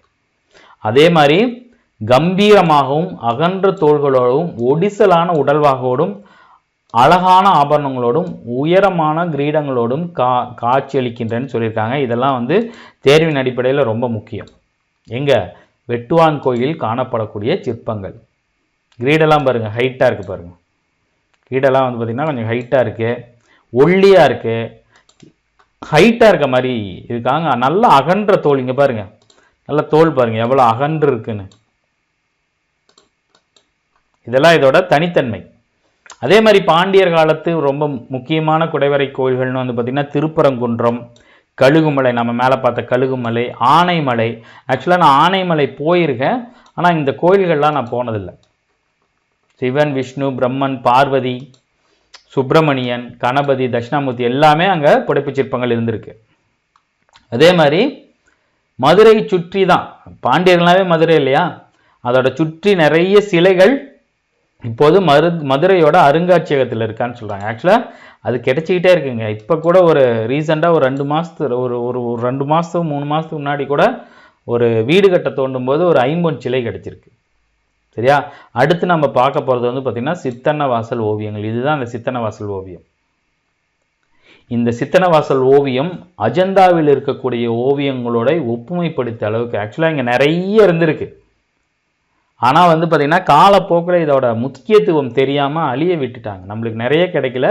நல்வாய்ப்பாக இந்த தாமரை தடாகம் மட்டும் கிடைச்சிருக்கு. சரிங்களா. சித்தனை வாசல் ஓவியம் ரொம்ப முக்கியம். புதுக்கோட்டையிலேருந்து 15 கிலோமீட்டர் தொலைவில் இருக்கிற சித்தனை வாசல்லையும் திருநெல்வேலி மாவட்டம் சங்கரன் கோவில் வட்டத்தைச் சேர்ந்த திருமலைபுரத்திலும் முற்கால பண்டிதர்களின் உன்னதமான ஓவியங்கள் இருக்கு. இதில் இந்த சித்தனை வாசல் தான் ரொம்ப முக்கியம். ஏன்னா சமணத்துறவிகள் வாழ்ந்த குகையில் அவங்க குகையில் வந்து பார்த்திங்கன்னா ஈரம் காயறதுக்கு முன்னாடியே ஓவியங்களை தீட்டிருக்காங்க. நிறைய ஓவியங்களை நாம் இழந்து விட்டோம், கெடுபயனா மை பேட் அப்படிம்பாங்களா அந்த மாதிரி. ஆனால் நம்மளுக்கு இந்த தாமரை தடாகம் ஓவியம் ஓரளவுக்கு வந்து பார்த்திங்கன்னா கிடைச்சிருக்கு. சரியா. அதில் என்ன இருக்குன்னா தாமரை மலர்கள், குளமெங்கும் நீரில் பறவை கிடைக்கும் இலைகள், குளத்தில் காணப்படும் யானை, எருமை, அன்னப்பறவை, பூக்களை பறிக்கும் ஒரு மனிதன் என விரியும் ஓவிய காட்சி மனங்களை கொள்ளை கொள்வதாக இருக்குது. ஏன் இதெல்லாம் பெருசு அப்படின்னா இதெல்லாம் ஒரு 700-800 வருஷம் பழமையானது. 700-800 வருஷமாக பழமையாக இருக்கிற ஓவியங்கள். அப்பயே பாருங்கள் எவ்வளோ வாட்டர் கலர் யூஸ் பண்ண மாதிரி செம்மையாக வரைஞ்சிருக்காங்க பாருங்கள். இதை நேரில் பார்க்கும்போது தாங்க நம்மளுக்கு அந்த பிரமிப்பை வந்து நம்ம ஃபீல் பண்ண முடியும். சரியா. ஸோ இப்போ பாண்டியர்கள், பல்லவர்கள் முடிச்சாச்சு, முற்கால பாண்டியர்கள் முடிச்சாச்சு. அடுத்து வர்றது வந்து பார்த்திங்கன்னா முற்கால சோழர்கள் காலம். முற்கால சோழர்கள் காலம்னு வரும்போது நமக்கு தஞ்சை பிரகதீஸ்வரர் கோயில், கங்கை கொண்ட சோழீஸ்வரர் கோயில், இதெல்லாம் பிற்கால சோழர்களின் ஓவியம் கட்டடக்கலைக்கு எடுத்துக்காட்டான கோயில்கள். முற்கால சோழர்கள்னு வரும்போது விஜயாலய சோழன் காலத்தில் முக்கியத்துவம் பெறைய தொடங்கி அந்த 400 ஆண்டு காலம் ஆட்சி புரிஞ்சிருக்காங்க. சரியா. ஸோ முற்கால சோழர்களின் கட்டடக்கலைக்கு ரொம்ப முக்கியமானது வந்து பார்த்திங்கன்னா திண்டிவனத்தில் உள்ள தாராபுரத்தில் உள்ள கோயில் தான் இந்த கோயில். சரிங்களா. இந்த கோயில் வந்து பார்த்திங்கன்னா ராஜராஜன் காலத்தில் கட்டப்பட்டதாக சொல்கிறாங்க. அவங்க தமக்கையான குந்தவி நாச்சியார் கட்டியிருக்காங்க. ஆக்சுவலாக இதுவும் பிற்கால சோழர்கள் கீழே தான் வரும். இதே முற்கால சோழர்கள் கொடுத்தாங்கன்னு எனக்கு தெரியல. ஆக்சுவலாக முற்கால சோழர்கள் அப்படிங்கும்போது திருப்புரம்பியம் அப்படிங்கிற ஒரு கோயிலை பற்றி மட்டும்தான் சொல்லியிருக்காங்க. பிற்கால சோழர்கள்னு வரும்போது அந்த முக்கியமான கங்கை கொண்ட சோழபுரம், தஞ்சாவூர் பெரிய கோயில், பெரியாவுடையார் கோயிலெலாம் வரும். அதுக்கு முன்னாடி சில கோயில்கள் இருக்கும். தமிழ்நாட்டில் தாதாபுரத்தில் உள்ள கோவில். இந்த கோயிலை பற்றி நிறைய டீட்டெயில் கொடுத்துருக்க மாட்டாங்க. இதெல்லாம் நான் எக்ஸ்ட்ரா எடுத்த டீட்டெயில். சரிங்களா. இந்த கோவில் வந்து பார்த்திங்கன்னா ராஜராஜன் சோழன் காலத்தில் தான் கட்டப்பட்டிருக்கு. ஆனால் இந்த கோயிலை கட்டியவர்கள் குந்தவை தேவி. உங்களுக்கு சரியாக சொல்லணும் அப்படின்னா இந்த பொன்னியின் செல்வனில் இருக்கிற த்ரிஷா. சரிங்களா. அதாவது அவங்களோட அண்ணன் இருக்கார்ல ஆதித்த கரிகாலன், விக்ரம் இவரு கேரக்டரில் தான் நடிச்சிருப்பார். அவர் இறந்துருவார் இல்லையா, அவரோட நினைவாக கட்டப்பட்ட ஒரு கோவில் ரவிக்குள்ள மாணிக்க ஈஸ்வரம் அப்படிங்கிறதா அந்த கோவில். எங்கள் திண்டிவனத்திற்கு தாதாபுரத்திற்கு அருகில் உள்ள கோயில். இது யார் கட்டியிருக்கா? குந்தவை நாச்சியார் ராஜராஜ சோழன் காலத்தில் அவங்களோட மூத்த அண்ணனான ஆதித்த கரிகாலன் நினைவாக ரவிக்குள்ள மாணிக்க ஈஸ்வரம் அப்படிங்கிற கோயில்.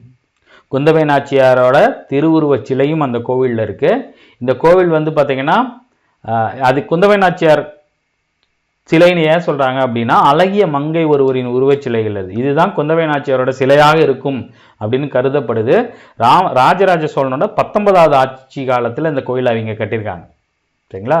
ஸோ இப்போ தான் நம்ம இந்த பாயிண்ட்டுக்கு வரோம், முற்கால சோழர்கள். சரியா. ஏன்னா இந்த ஒரு பாயிண்ட் மட்டும் இருந்துச்சு புக்கில், அதை தான் நான் எடுத்து அதில் இருக்கிற எக்ஸ்ட்ரா தகவல் உங்களுக்கு கொண்டு வந்திருக்கேன். சரியா. ஸோ முற்கால சோழர்கள் கட்டடக்கலைன்னு அப்படின்னு வரும்போது நம்மளுக்கு அந்த பாணி வந்து பார்த்திங்கன்னா செம்பியன் மாதேவி பாணி அப்படின்னு சொல்லுவாங்க. பாணி இந்த ஸ்டைல் அப்படின்றாங்க இல்லையா. ஸோ இந்த செம்பியன் மாதேவி பாணி என்ன அப்படின்னா அதை ஸ்கூலில் வந்து ஸ்கூல் புக்கில் டீட்டெயிலாக கொடுத்துருக்க மாட்டாங்க. அதிக எண்ணிக்கையிலான தேவ கோஷ்டங்கள் இருக்குமா, மாடக்குழிகள் நிறைய இருக்குமா. சரியா. அந்த முற்கால சோழர்களின் கோயிலுக்கு ரொம்ப முக்கியமான ஒரு எடுத்துக்காட்டு என்னன்னு வந்து பார்த்தீங்கன்னா அந்த திருப்புரம்பிய கோயில். சரியா. இவங்க கட்டுனதுக்கு அப்புறம் தான் இந்த உத்வேகத்தின் அடிப்படையில் தான் நிறைய கோயில்கள் கட்டப்பட்டுள்ளது. ஸோ 9 முதல் 16 வரையிலான தெய்வங்களை கொண்ட தெய்வ கோஷ்டங்கள் இருந்தன அப்படின்னு சொல்லுவாங்க. நிறைய தெய்வங்கள் கோயில் இருந்திருக்கு. இதை தான் வந்து பார்த்தீங்கன்னா செம்பியன் மாதேவி பாணி, திருப்புரம்பியம், கருத்தங்குடி, இந்த இடங்கள்லாம் வந்து பார்த்தீங்கன்னா ஆரம்ப கால கோயில்கள் இருந்திருக்கு. தேவ கோஷ்ட உருவங்களின் எண்ணிக்கை அதிகரிச்சிருக்கு. தேவ கோஷ்டங்கள்லாம் தேவ கணங்கள். சரியா. அந்த உருவங்கள் வந்து பார்த்தீங்கன்னா முற்கால சோழர்களின் காலத்தில் இருந்திருக்கு. செம்பியன் மாதேவிங்கும் போது அந்த கோஷ்டங்கள் அதிகரிச்சிருக்கு. அதுதான் செம்பியன் மாதேவி ஸ்டைலு. ஸோ திருப்புரம்பியம் இதுதான் வந்து பார்த்தீங்கன்னா அந்த திருப்புரம்பியம் சாட்சிநாதர் கோயில் அப்படின்னு சொல்லுவாங்க. இந்த கோயில் ரொம்ப பழமையான முற்கால கோயில். தஞ்சாவூர் மாவட்டத்தில் கும்பகோணத்தில் திருப்புரம்பியத்தில் இருக்கு. அப்பர், சுந்தரர் இவங்கெல்லாம் வந்து பார்த்திங்கன்னா இந்த சிவாலயத்தை பற்றி பாட்டு பாடியிருக்காங்க. இந்த கோயிலோட தல வரலாறு என்னன்னு வந்து பார்த்தீங்கன்னா, செட்டி பெண்ணுக்கு இறைவன் சாட்சி சொன்ன தலம் அப்படின்னு சொல்லியிருக்காங்க. ஏதோ ஒரு கேஸுக்கு வந்து பார்த்தீங்கன்னா இறைவனே ஸ்ட்ரெயிட்டாக வந்து சாட்சி சொல்லியிருக்காரு. அதை தொடர்ந்து எழுப்பப்பட்ட கோயில் தான் இந்த திருப்புரம்பியம் சிவன் கோயில். சாட்சி அதான் வந்து பார்த்தீங்கன்னா சாட்சிநாதர், ஐயனே நாதரே வந்து பார்த்தீங்கன்னா சாட்சி சொல்லியிருக்காரு. அதான் சாட்சிநாதர் கோயில். ஒரு பொண்ணுக்கோசரம், செட்டினா குதிரை வணிக பெண்ணாக இருக்கலாம், அந்த குதிரைக்கார பெண்ணுக்காக இறைவனே சாட்சி சொன்ன தலம் அப்படிங்கிறதா நம்பிக்கை. இந்த ஏரியாவில் யாராவது இருந்தால் கமெண்ட் பண்ணுங்கள். இந்த கோயிலெலாம் யார் யார் போயிருக்கீங்க, இந்த கோயிலில் வேறு என்ன இருக்குது அப்படிங்கிறது தயவுசெய்து யார் யாரெல்லாம் பார்க்குறீங்களோ அந்த மாவட்டத்தில் அந்த தலங்களுக்கு விசிட் செஞ்சவங்க கமெண்ட் போடுங்க. சரியா? ஸோ சோழநாடு காவிரி வடகரை தலங்களில் 46வது தலம். இது மதுரை ஆதீனத்துக்குரிய ஒரு கோயில் தான். இதை கண்டிப்பாக திருப்புரம்பியம் அங்கே தஞ்சாவூர் மாவட்டத்தில் கும்பகோணத்தில் நிறைய பேர் போயிருப்பாங்க. ஸோ இப்போ தான் வந்து பார்த்திங்கன்னா நம்ம பிற்கால சோழர்களின் காலத்திற்கு வரோம். பிற்கால சோழர்கள் அப்படின்னாவே 2-3 கோயில் ரொம்ப முக்கியம். அந்த 3 கோயிலை பற்றி டீட்டெயில்டாக எடுத்துகிட்டு வந்திருப்பேன். ஃபஸ்ட்டு வந்து பார்த்திங்கன்னா தஞ்சாவூரில் இருக்க பெரிய ஆவுடையார் கோயில், 2வது வந்து பார்த்திங்கன்னா கங்கை கொண்ட சோழபுரத்தில் இருக்கிற சோழீஸ்வரர் கோயில். பிற்கால சோழர்களின் கட்டடக்கலை முதிர்ச்சி தஞ்சை கண்ட தஞ்சாவூர் கோயிலெலாம் வந்து பார்த்திங்கன்னா நான் சின்ன வயசில் போனதுங்க. மறுபடியும் தஞ்சாவூரில் இருந்திருக்கேன், ஆனால் போகிறதுக்கான வாய்ப்பு எனக்கு கிடைக்கல. கண்டிப்பாக நாங்கள் போனேன்னா அந்த கோயிலை பற்றி டீட்டெயில்டாக ஒரு வீடியோவாக எடுத்து நான் உங்களுக்கு போடுறேன். சரிங்களா? ஸோ ஏறத்தெல்லாம் 1009 கட்டு முடிக்கப்பட்ட தஞ்சாவூரில் இந்த சிவன் கோயில் ராஜராஜன் கோயில். உங்களுக்கு நல்லாவே தெரியும், பெரிய ஆவுடையார் கோயில் அப்படின்னாவே ராஜராஜ சோழன். அந்த கோயிலை பற்றி நம்ம பார்ப்போம். அந்த கோயிலோட பிக்சர் இது. நீங்கள் யூடியூப்பில் போய் பாருங்கள், இந்த ராஜராஜன் கோயில்னு அடிச்சிங்கனாவே சூப்பராக இருக்கும் கோயில். சரிங்களா? ஸோ தஞ்சாவூர் பெரிய கோயில். ஸோ பெரிய கோவில் வளாகமே கட்டியிருப்பாங்க. அதன் விமானம், இந்த விமானம் இது வந்து பார்த்திங்கன்னா 8 டன்னோ எவ்வளவோ சொல்லுவாங்க. இந்த இது எப்படி இங்கே கொண்டு போய் வச்சார் அப்படிங்கிறதே ஒரு மித்து தான் அப்படின்றாங்க. சரியா? 216 அடிகள் உயரம் கொண்டது. உலகத்தில் மனிதனால் கட்டப்பட்ட மிகப்பெரிய சிகரங்கள், மிகப்பெரிய அந்த ஸ்ட்ரக்சர்ஸில் இதுவும் ஒன்று. நம்மளோட பெருமைங்க இதெல்லாம். மோடி அவர்களே இதை பற்றி பேசியிருப்பாங்க. சரியா? நிறைய பேர் பேசியிருப்பாங்க. இதன் சிகரம் வந்து பார்த்திங்கன்னா தட்சிண மேரு. தட்சிண மேரு அப்படின்னா அந்த மேரு அப்படின்னா இமயமலைன்னு அர்த்தம். தட்சிண மேரு, தட்சிணம் அப்படின்னாவே இந்த சவுத் இந்தியாவை தான் வந்து பார்த்திங்கன்னா தட்சிணம் அப்படின்னு சொல்லுவாங்க. ஸோ இந்த கோயிலோட சிகரம் வந்து பார்த்திங்கன்னா உயரமாக இருக்கனால தட்சிண மேருனா தென்னிந்தியாவின் இமயமலை அப்படிங்கிற மீனிங் தான் இது. ஸோ இங்கே 16 அடி நீளமும் 13 அடி உயரம் கொண்ட மிகப்பெரிய நந்தி ஒரே பாறையில்.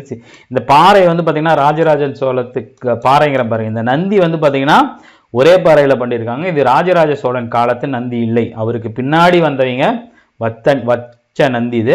ஸோ இப்போ கோயிலை பற்றி இன்னும் டீட்டெயிலாக பார்க்கலாம். இந்த கோயில் யார் கட்டியிருக்காங்க அப்படின்னா முதலாம் ராஜராஜ சோழன், பிற்கால சோழர்களின் தலை சிறந்த மன்னரான ராஜராஜ சோழன். அவர் காலத்தில் வந்து பார்த்திங்கன்னா துவக்கத்தில் இது வந்து பார்த்திங்கன்னா ராஜராஜேஸ்வரம்னு சொல்லியிருக்காங்க. ராஜ சிம்மேஸ்வரம் வேற, ராஜராஜேஸ்வரம் வேற. இதுக்கு ஆரம்பத்தில் இருந்த பேர் வந்து பார்த்திங்கன்னா தஞ்சை பெரிய ஆவுடையார் கோயில், பெருவுடையார் கோயில் அப்படின்னு சொல்லுவாங்க. அதுக்கப்புறம் மராட்டியர்கள் 1718 சிவாஜி அவர்களோட இந்த மராட்டி மன்னர்களால் ஆளப்பட்ட போது தான் இதை வந்து பார்த்திங்கன்னா தஞ்சை பிரகதீஸ்வரர் ஆலயம் அப்படின்னு மாறி இருக்கு. அதுக்கப்புறம் தான் பிரகதீஸ்வரமாக ஆயிருக்கு. அதுக்கு முன்னாடி இங்கே இருக்கிற சிவன் பேர் பெரிய உடையார், பெருவுடையார். சரியா? இந்த கோயிலோட கட்டுமான வேலைகள் வந்து பார்த்திங்கன்னா ராஜராஜ சோழனோட 19வது ஆட்சி காலத்தில் துவங்கி 1003-4 இந்த கேப்பில் தொடங்கி அவரோட அவன்னு கொடுத்தெல்லாம் இதெல்லாம் கூகுளில் வந்து நம்ம இந்திய மன்னர்களுக்கு மரியாதை எல்லாம் போட்டு வச்சுருக்கானுங்க. ஸோ அவரோட ஆட்சி காலத்தில் 25வது ஆட்சி ஆண்டில் முடிவு பெற்றிருக்கு. 1910 கிட்டத்தட்ட 7-8 வருஷம் பக்கமாக கட்டியிருக்காங்க. 7-8 வருஷத்தில் இவ்வளோ பெரிய ஸ்ட்ரக்சர்லாம் வந்து பார்த்திங்கன்னா அன்இமேஜினபிளுங்க. சரிங்களா? ஸோ இந்த கோயில் கட்டுறதுக்கு அவருக்கு ஒரு உந்து விசையாக இருந்தது. எதை வச்சு அவர் இந்த கோயில் கட்டணும்னு பிளான் வந்தார்னு வந்து பார்த்திங்கன்னா நம்ம ஆல்ரெடி பார்த்தோம்ல காஞ்சியில் இருக்கிற கைலாசநாதர் கோயில், அந்த கோயில் தான் இவரை வந்து பார்த்திங்கன்னா இந்த மாதிரி ஒரு கோயில் கட்டுறதுக்கு தூண்டுகோலாக அமைஞ்சிருக்கு. ஸோ இந்த மாதிரி ஒரு கோயிலை நம்ம ஊரில் பல்லவர்கள் கட்டிய கோயிலை தஞ்சாவூர்லேயும் கட்டணும் அப்படின்னு சொல்லி பிளான் பண்ணி தான் இந்த கோயில் இங்கே கட்டியிருக்காரு. இந்த பெருவுடையார் கோயில் கட்டுறதுக்கு முன்னாடி வந்து பார்த்திங்கன்னா திருக்காட்டுப்பள்ளி, இளங்காடு இங்கெல்லாம் வந்து பார்த்திங்கன்னா சின்ன சின்ன செங்கல்லாலான சிறிய கோயில்களை கட்டியிருக்காரு. அதாவது மாடலாக. அதுக்கப்புறம் தான் பெரிய கோயில் கட்டுற பிளான் பண்ணுறாரு. இதை கட்டினவர் வந்து பார்த்திங்கன்னா அந்த சீஃப் என்ஜினியர் தலைமை சிற்பி யாருன்னு வந்து பார்த்திங்கன்னா குஞ்சர மல்லன். அவரோட வந்து பார்த்திங்கன்னா ராசராசனின் பெருந்தச்சன் அப்படின்னு சொல்லி கல்வெட்டில் அவரோட பேர் குறிப்பிட்டப்பட்டிருக்கு. நீங்கள் யோசிச்சு பாருங்கள், ரொம்ப நாள் கழிச்சு தான் இந்த கோயிலை ராஜராஜ சோழன் கட்டினார் அப்படிங்கிறத வெலகாரம் வந்து பார்த்திங்கன்னா டீகோட் பண்ணான். அதுக்கு முன்னாடி ஹிஸ்ட்ரி நம்மளாலும் கொஞ்சம் மறந்துருக்கும் போது இந்த கோயிலை யார் கட்டினாங்க அப்படிங்கிறத அவங்க தான் வந்து டீகோட் பண்ணாங்க. நம்மளை மறந்தாலும் பரவாயில்ல, இந்த கோயிலை கட்டினவனை மறக்கூடாதுன்னு கல்வெட்டில் எழுதி வச்சிருக்காரு தலைவர். இந்த கோயிலை வந்து பார்த்திங்கன்னா ரொம்ப வித்தியாசமான கோயில். தமிழில் மொத்த எழுத்துக்கள் 247 இல்லையா? ஸோ அதை பிரதிபலிக்கிற மாதிரி இந்த கோயில் இருக்கும். அந்த கோயிலோட அந்த விமானத்தின் உயரம் 216 அடி. ஸோ உயிர்மெய் எழுத்துக்களை குறிக்கும். சரியா? அதில் இருக்கிற மெய்யெழுத்துக்கள் 18 அப்படிங்கிறது வந்து பார்த்திங்கன்னா அந்த லிங்கத்தோட பீடத்தோட உயரம். லிங்கத்தின் உயரம் வந்து பார்த்திங்கன்னா 16 அடி. சரி, தமிழில் இருக்கிற உயிரெழுத்துக்களின் எண்ணிக்கையும் மெய்யெழுத்துக்களின் எண்ணிக்கையும் குறிக்கிற மாதிரியும் மொத்த எழுத்துக்களை கூட்டினா 247 வருது இல்லையா? அந்த மாதிரியான ஒரு அமைப்பில் அந்த கோயில் கட்டியிருப்பாங்க. ஆமாம், 216ங்கிறது சாதாரண இல்லை. உயிர்மெய் எழுத்தை பிளான் பண்ணி தான் 216 வந்திருக்கு. சரிங்களா? மெய்யெழுத்துக்கள் 18, உயிரெழுத்துக்கள் 12ங்கிற மாதிரி அதை பிளான் பண்ணியும் அந்த லிங்கத்தோட அமைப்பு இருக்கும். சரியா? அங்கே பாருங்கள், அடிப்பாகம் 5 மீட்டர் 16 அடி உயரம் கொண்டதுங்கிற மாதிரி. இந்த நந்தி ஒரே கல்லில் அமைக்கப்பட்ட நந்தி ராஜராஜ காலத்தின் கோயில் நந்தி அல்ல, அது பின்னாடி வந்தது. சரியா? 20 டன் எடை, கிட்டத்தட்ட எத்தனை 20 × 1000 20,000 கிலோ எடை. அது 2 மீட்டர் உயரம், 6 மீட்டர் நீளம், 2.5 மீட்டர் அகலமாக. இது வந்து பார்த்திங்கன்னா உலகத்திலேயே 2வது பெரிய நந்தி. முதல் பெரிய நந்தி எதுன்னு வந்து பார்த்திங்கன்னா லேபச்சி அப்படிங்கிற கோயிலாமா. அந்த கோயிலுக்கு அடுத்தபடி இந்தியாவிலேயே 2வது பெரிய நந்தியாக இருக்கக்கூடியது தஞ்சை பெரு ஆவுடையார் கோயிலில் இருக்கக்கூடிய அந்த கோயில். அந்த முதன்மை கடவுளான லிங்கம் வந்து பார்த்திங்கன்னா 3.7 மீட்டர் உயரம். சரியா? ஸோ ஆரம்பத்தில் அந்த கோயில் மட்டும்தான் இருந்திருக்கு. அதுக்கப்புறம் வந்த பிற்கால பாண்டியர்கள் என்ன பண்ணியிருக்காங்க, 13ஆம் நூற்றாண்டில் அம்மன் சன்னதியும் விஜயநகர காலத்தில் வந்து பார்த்திங்கன்னா முருகர் சன்னதியும் கட்டப்பட்டு மராத்தியர் காலத்தில் விநாயகர் சன்னதியை கட்டியிருக்காங்க. அதற்கப்புறம் பின்னாடி வந்த தஞ்சை நாயக்கர்களால் இந்த கோயில் வந்து பார்த்திங்கன்னா இன்னும் மேம்படுத்தப்பட்டிருக்கு. மண்டபம்லாம் விஜயநகர காலத்தில் நாயக்கர் காலத்தில் தான் கட்டியிருப்பாங்க. அந்த நந்தி, அதுக்கு முன்னாடி இருக்கிற அந்த மண்டபம். சரிங்களா?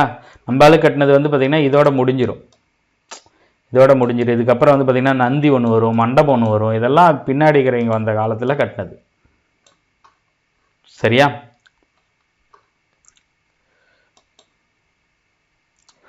ஸோ இதில் ஒரு கல்வெட்டு இருக்குது. அந்த கல்வெட்டு வந்து பார்த்திங்கன்னா நாம் கொடுத்தனவும் நம் அங்கன் கொடுத்தனவும் நம் பெண்டுகள் கொடுத்தனவும் கொடுப்பார் கொடுத்தனவும் இந்த கல்லிலே வெட்டி அருள்க.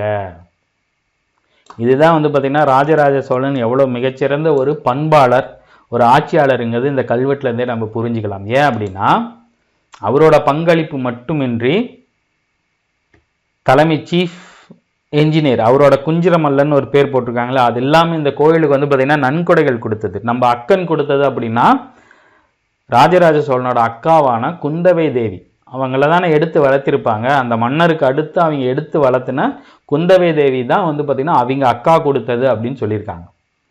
தன்னை வளர்த்து கனவுகளை கொடுத்தவருக்கு அவர் செய்யும் சிறப்பு இதுதான். சரிங்களா? அடுத்து பெண்கள் கொடுத்தது, அவங்க வைஃப் கொடுத்ததையும் சக்தி விடங்கி அப்படிங்கிற மனைவியர், அவருக்கு 5 வைஃப் அம்மா. சரிங்களா? அந்த அவங்க கொடுத்ததை பற்றியும் இந்த இதில் வந்து பார்த்திங்கன்னா பட்டியலிட்டிருக்காங்க. அழகாக இங்கே பேர்லாம் போட்டிருக்காங்க. சூப்பரில் யோசிச்சு பாருங்கள், ஒரு அரசன், பெரிய விஷயம். ஸோ தஞ்சாவூர் பெரிய கோயிலுக்கு நம்ம டிமானிட்டேஷனுக்கு முன்னாடி 1000 ரூபா நோட்டு, 2000 ரூபா நோட்டு, 1000 ரூபா நோட்டு, 500 ரூபா நோட்டெல்லாம் இருந்திருக்கும். அப்புறம் 2000 ரூபா நோட்டு வந்துச்சு இல்லையா? ஆக்சுவலாக 1954வது வருஷம் ஏப்ரல் 1ஆம் தேதி ஒரு 1000 ரூபா நோட்டை வெளியிட்டிருக்கு மத்திய அரசு. அந்த நோட்டில் தஞ்சை பெரிய கோயிலோட இடம் பிடிச்சிருக்கு. செம விஷயம் இல்லை? பெரிய விஷயம். 1954ல் இந்த கோயில் வந்து பார்த்திங்கன்னா இருக்குது. இந்த கோயிலோட 1000வது விழா 1000 ஆண்டு ஆச்சு. 1000 ஆண்டாவது நினைவு விழா வந்து பார்த்தீங்கன்னா நம்ம 2010 செப்டம்பர் 25, 26 கொண்டாடி இருக்கோம். அதே மாதிரி இப்போ ரீசெண்டாக ஒரு 5 வருஷத்துக்கு முன்னாடி 2020 பிப்ரவரி 5 குடமுழுக்கு இந்த கோயிலுக்கு நடத்தப்பட்டிருக்கு, 23 ஆண்டுகளுக்கு பிறகு. சரியா? யாரெல்லாம் தஞ்சாவூரில் இருக்கும்போது இந்த கோயிலோட குடமுழுக்கு போய் கலந்துக்கிட்டீங்களோ அவங்களாம் கமெண்ட்ஸ் போடுங்க. சரியா? அடுத்து நம்ம பார்க்க போகிறது என்னன்னு வந்து பார்த்திங்கன்னா, இந்த கோயிலுக்கும் நான் போயிருக்கேன் சின்ன வயசில் தான். ஆனால் இந்த 2 கோயிலையும், இந்த கோயிலையும் தஞ்சை கங்கை கொண்ட சோழபுரம் கோயிலையும் பார்த்த மிரட்சி எனக்கு இன்னமும் போகலை. ஆக்சுவலாக இந்த கோயிலுக்கு நாங்கள் வந்து பார்த்திங்கன்னா அம்மா அப்பா எங்கள் அண்ணாலாம் வந்து பார்த்திங்கன்னா ஒரு டூரிஸ்ட் அப்படிங்கிற மாதிரி டூரிஸ்ட் பஸ் போகும் அப்போலாம் சின்ன வயசில். இப்போலாம் வந்து பார்த்திங்கன்னா அது குறைஞ்சிருச்சு.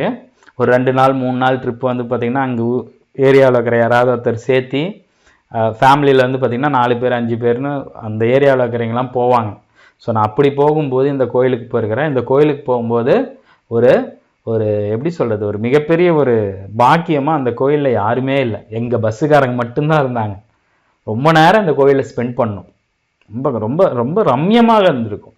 நான் பாருங்கள், அந்த கோயில் நான் போனதெல்லாம் வந்து பார்த்திங்கன்னா ஒரு 8வது படிக்கும்போது போயிருப்பேன். அந்த கோயிலில் விளையாண்டது, அந்த கோயிலில் நான் பார்த்ததெல்லாம் எனக்கு இன்னும் மைண்டில் இருக்குன்னா அந்த அனுபவம் எப்படி இருக்குன்னு பாருங்கள். சரிங்களா? இது வந்து பார்த்திங்கன்னா கங்கை கொண்ட சோழபுரம் வந்து பார்த்திங்கன்னா தஞ்சாவூர் பெரியாவுடையார் கோயிலுக்கு ஈக்குவலான ஒரு கோயில். ஆனால் அப்பாவை நம்ம மிஞ்சிடக்கூடாதுங்கிறதுக்கோசரம் பார்த்து அதோட மினியேச்சர் மாதிரி கொஞ்சம் சின்னதாக ஒரு டிசைன் பண்ணி கட்டியிருக்காரு. சரியா? இதுவும் வந்து பார்த்திங்கன்னா பெரம்பலூர் பக்கத்தில் இருக்குது அப்படின்னு, அரியலூர் பக்கத்தில் இருக்குது அப்படின்னு சொல்லியிருக்காங்க. கண்டிப்பாக எனக்கு வாய்ப்பு கிடைக்கும் போது இங்கெல்லாம் நான் ஒரு தடவை போவேன். சரியா? ஸோ கங்கை கொண்ட சோழபுரம், சோழர்கள் வீழ்ச்சி அடைந்து பாண்டியர்கள் எழுச்சி பெற வரைக்கும் 250 ஆண்டுகள் கங்கை சோழபுரம் தான் வந்து பார்த்திங்கன்னா சோழர்களின் தலைநகரமாக இருந்திருக்கு. ஆக்சுவலாக முதல்ல அவங்களோட தலைநகரமாக இருந்தது திருச்சி, தஞ்சாவூர், உறையூர், தஞ்சை. இவர் வந்ததுக்கப்புறம் அந்த தலைநகரத்தை ராஜராஜ சோழனோட பையனான ராஜேந்திர சோழன் அவரோட தலைநகரை கங்கை கொண்ட சோழபுரத்துக்கு மாத்துறாரு. சரிங்களா? அங்கே எழுப்பப்பட்ட கோயில் தான் வந்து பார்த்திங்கன்னா பிரகதீஸ்வரர் ஆலயம். இதுவும் வந்து பார்த்திங்கன்னா தஞ்சை பிரகதீஸ்வரர் ஆலயத்துக்கு ஈக்குவலாக சொல்லுவாங்க. ஆக்சுவலாக இந்த கோயிலோட ஒரிஜினல் நேம் வந்து பார்த்திங்கன்னா சோழீஸ்வரர். சரிங்களா? இந்த கோயிலோட உயரம் வந்து பார்த்திங்கன்னா 55 மீட்டர் தான். ஏன் அப்படின்னா அப்பாவை நம்ம மிஞ்சக்கூடாது அப்படிங்கிறதுக்கோசரம் கொஞ்சம் சின்னதாக கட்டின பையன். என்ன மாதிரி ஒரு பையனாக இருந்திருக்காரு பாருங்கள். புலிக்கு பிறந்தது பூனையாகுமா? அப்பாவோட பெரிய வீரர். சரிங்களா? ஸோ பெரிய கோயிலோட கருவறை மாதிரியே 2 அடுக்கில் டிசைன் பண்ணி கட்டியிருக்கிறாரு. அங்கே இருக்கிற லிங்கமும் கிட்டத்தட்ட தஞ்சாவூர் கோயிலில் இருக்கிற அந்த பெரியாவுடையார் மாதிரியே அதோட கொஞ்சம் சின்ன வெர்ஷன் மாதிரி தான் இருக்கும். சரிங்களா? நான் சின்ன வயசில் போனேன்னு இல்லையா, அப்போ வந்து பார்த்திங்கன்னா அந்த கோயில் ஏரியா அந்த சிவபெருமானை உச்சி பார்க்குற மாதிரி ஒரு அமைப்பு இருந்துச்சு. இப்போலாம் யாரும் விடமாட்டாங்கன்னு நினைக்கிறேன். சரிங்களா? நான் சின்ன வயசில் போகும்போது பார்த்துருக்கேன். ஸோ இந்த கோயில்லையும் வந்து பார்த்திங்கன்னா நிறைய மாடக்குழிகள் இருக்குது. சிவன், விஷ்ணு, நிறைய கடவுளோட வடிவங்கள் இடம்பெற்றிருக்கு. அதே மாதிரி சண்டீஸ்கேஸ்வரர், கணேசன், மகிஷாசுர மர்த்தினி அவங்களோட சன்னதிகள் இருந்திருக்கு. இந்த கங்கை கொண்ட சோழபுரம் அப்படிங்கிறது வந்து பார்த்திங்கன்னா அரியலூர் மாவட்டத்தில் இருக்குது. முதலாம் ராஜராஜ சோழனின் மகனான ராஜேந்திர சோழன் நிறுவியது. 250 ஆண்டுகளுக்கு அப்புறம் வந்து பார்த்திங்கன்னா இது பிற்கால சோழர்களின் தலைநகரமாக இருந்திருக்கு. சரியா? இந்த கோயிலை வந்து பார்த்திங்கன்னா ஐக்கிய நாடுகள் உலக பாரம்பரிய சின்னமாக இதுவும் அறிவிச்சிருக்கு. அது எப்போன்னு வந்து பார்த்திங்கன்னா 1984 தஞ்சாவூர் பெரிய கோயிலை வந்து பார்த்திங்கன்னா அதை அனௌன்ஸ் பண்ணிட்டாங்க, ஹெரிட்டேஜ் பிளேஸை அனௌன்ஸ் பண்ணிட்டாங்க. ஸோ இதை வந்து பார்த்திங்கன்னா பண்ணியிருப்பாங்க. அது பின்னாடி எப்போ அப்படிங்கிறது வரும். சரிங்களா? இந்த கங்கை கொண்ட சோழபுரத்துக்கு வேறு பெயர்களும் இருக்குது. கங்காபுரி, கங்கை மாநகர், கங்காபுரம் அப்படிங்கிறதெல்லாம் பண்டைய புலவர்கள் இந்த ஊருக்கு வச்ச பேர். சரிங்களா? ஸோ ராஜராஜ சோழனோட பையனான ராஜேந்திர சோழன் என்ன பண்ணியிருக்காருன்னா மேலை சாளுக்கியர்கள், கீழை சாளுக்கியர்கள், கல்யாணி சாளுக்கியர்கள் எல்லாம் தாண்டி ஈழத்தையும் வென்றுட்டு கங்கை வரைக்கும் போய் கங்கையிலையும் ஜெயிச்சுட்டு அங்கேருந்து தண்ணி எடுத்துக்கிட்டு வந்து இங்கே கோயில் கட்டியிருக்காரு. அதுதான் வந்து பார்த்திங்கன்னா கங்கையை கொண்ட சோழன் நிறுவிய புறம், அதுதான் கங்கை கொண்ட சோழபுரம். புரியுதுங்களா? இதை வந்து பார்த்திங்கன்னா 1023 வந்து பார்த்திங்கன்னா இவர் நிறுவியிருக்காரு.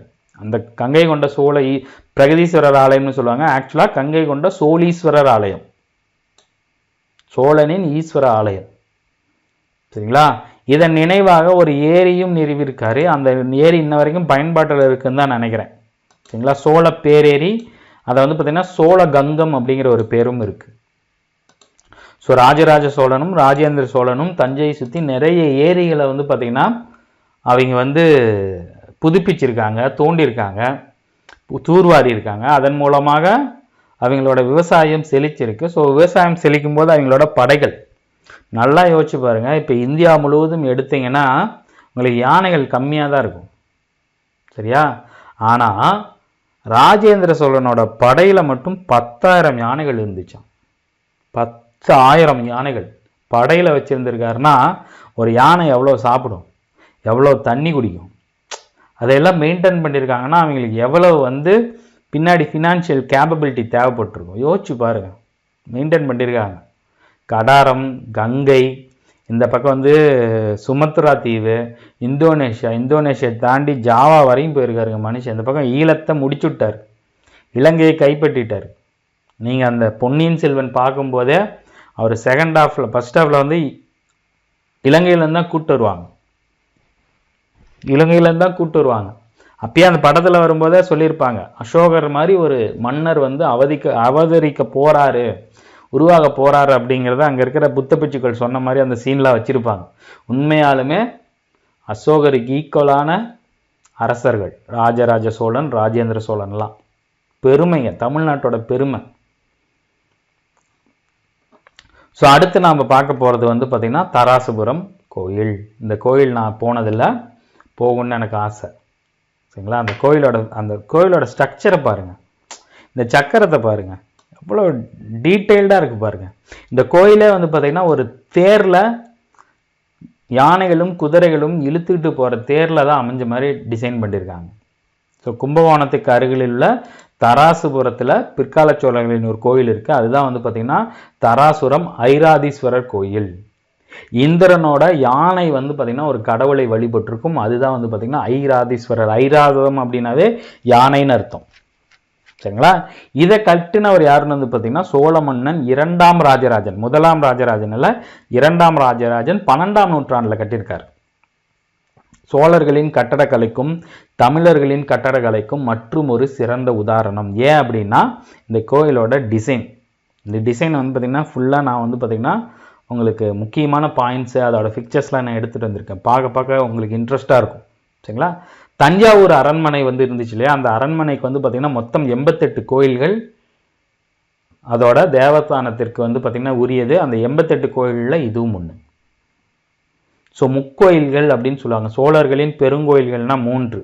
ஒன்று தஞ்சாவூரோட பெரிய கோயில் பெருவியாவுடையார் கோயில், கங்கை கொண்ட சோழீஸ்வரர் கோயில். அடுத்தது வந்து பார்த்திங்கன்னா இந்த கோயில் தாராசுரம் ஐராதீஸ்வரர் கோயில். 3ஐயும் வந்து பார்த்திங்கன்னா சோழர்களின் பெருங்கோயில்கள் அப்படின்னு சொல்லுவாங்க. ஸ்ட்ரக்சரை பாருங்கள், அதை பாருங்கள் எப்படி இருக்குன்னு. கண்டிப்பாக அந்த கும்பகோணத்தில் பக்கத்தில் இருக்கிற நிறையா பேர் போயிருப்பாங்க. சரிங்களா? எனக்கும் போகணும்னு ஆசை, போவேன் நான் ஒரு நாள். கோயிலோட ஒட்டுமொத்த வடிவம் தேர் மாதிரி காட்சி அளிக்குமா, தேர் மாதிரி. ஸோ இந்த கோயிலோட 4 மகாமண்டபத்தோட கீழ்ப்பகுதியில் 4 சக்கரங்கள். இங்கே ஒரு சக்கரம் இருக்கா, இதே மாதிரி அந்த பக்கம் ஒரு சக்கரம் இருக்கும், அந்த பக்கம் ஒரு சக்கரம் இருக்கும். சரிங்களா? அதாவது தேரை வச்சு இழுத்துட்டு போகிற மாதிரியே அந்த மகா மண்டபத்தோட டிசைன் இருக்குமா. சரியா? அதை தாண்டி வந்து பார்த்தீங்கன்னா கருவறையிலும் தூண்கள்லையும் இதிகாச கதாபாத்திரங்கள் சின்ன சின்ன உருவங்களாக கொடுத்துருப்பாங்களாம். ஸோ கங்கை கொண்ட சோழபுரமும் அதே மாதிரி இந்த ஐராதீஸ்வரர் கோயிலும் 2004 உலக பாரம்பரிய சின்னமாக அறிவிட்டிருக்காங்க, ஹெரிட்டேஜ் பிளேஸாக அறிவிட்டிருக்காங்க. ஸோ ஹெரிட்டேஜ் பிளேஸாக அனௌன்ஸ் பண்ணும்போது அந்த கோயிலை நம்ம வந்து மற்றவங்க சேதம் படுத்த மாட்டாங்க, கொஞ்சம் பார்க்க இது பண்ணுறது. இந்த கோயில் வந்து பார்த்திங்கன்னா சிற்பங்களின் கனவு அப்படிங்கிற மாதிரி இந்த கோயிலோட சிற்பங்கள் நிறையா அமைஞ்சிருக்குமா. வழக்கமான சைவத்தலங்களோட அமைப்பிலிருந்து சற்றே வேறுபட்டிருக்கும். ஏன் அப்படின்னா இந்த கோயிலில் இறைவிக்கென்று தனியே ஒரு கோயில் வலதுபுறம் அமைந்துள்ளது. ரொம்ப முக்கியம். இறைவி, இறைவன்னா ஆண் கடவுள், இறைவி அப்படின்னா பெண் கடவுள். பெண் கடவுள் இறைவிக்குன்னு ஒரு கோயில் தனியாக கொடுத்துருக்காங்க. 1000 வருஷத்துக்கு முன்னாடியே ஒரு பெண் தெய்வத்துக்கு சமமாக தனி கோயில் அமைத்திருப்பது இந்த கோயில் சிறப்பு. இந்த கோயிலோட பேர் ஐராதீஸ்வரர் கோயில். ஆனால் அந்த ஐராதீஸ்வரருக்கு ஈக்குவலாக இறைவிக்கும் ஒரு கோயில் வச்சிருந்தது தான் பெரிய விஷயம். சரிங்களா? கருவறை விமானம் 5 நிலை மாடங்களுடன் 80 அடி உயரம் கொண்டது. 63 நாயன்மார்கள் சிற்பம் இந்த கோயிலில் வடிக்கப்பட்டதாமா. அது இல்லாமல் நிறைய டீட்டெயில்டு இருக்கு. சரியா? அதாவது கங்கை கொண்ட சோழபுரத்திற்கு வந்து பார்த்தீங்கன்னா தன்னோட தலைநகரை மாற்றிருப்பார்.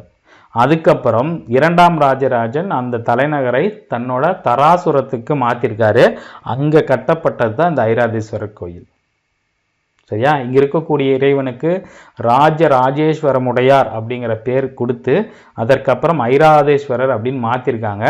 தக்காயத்து பரணின்னு பழைய ஓல்டு தமிழ் புக்கில் ஒரு பரணி இருக்கும். அந்த பரணி 2ஆம் ராஜராஜனோட பெருமையை கூறக்கூடிய ஒரு நூல்.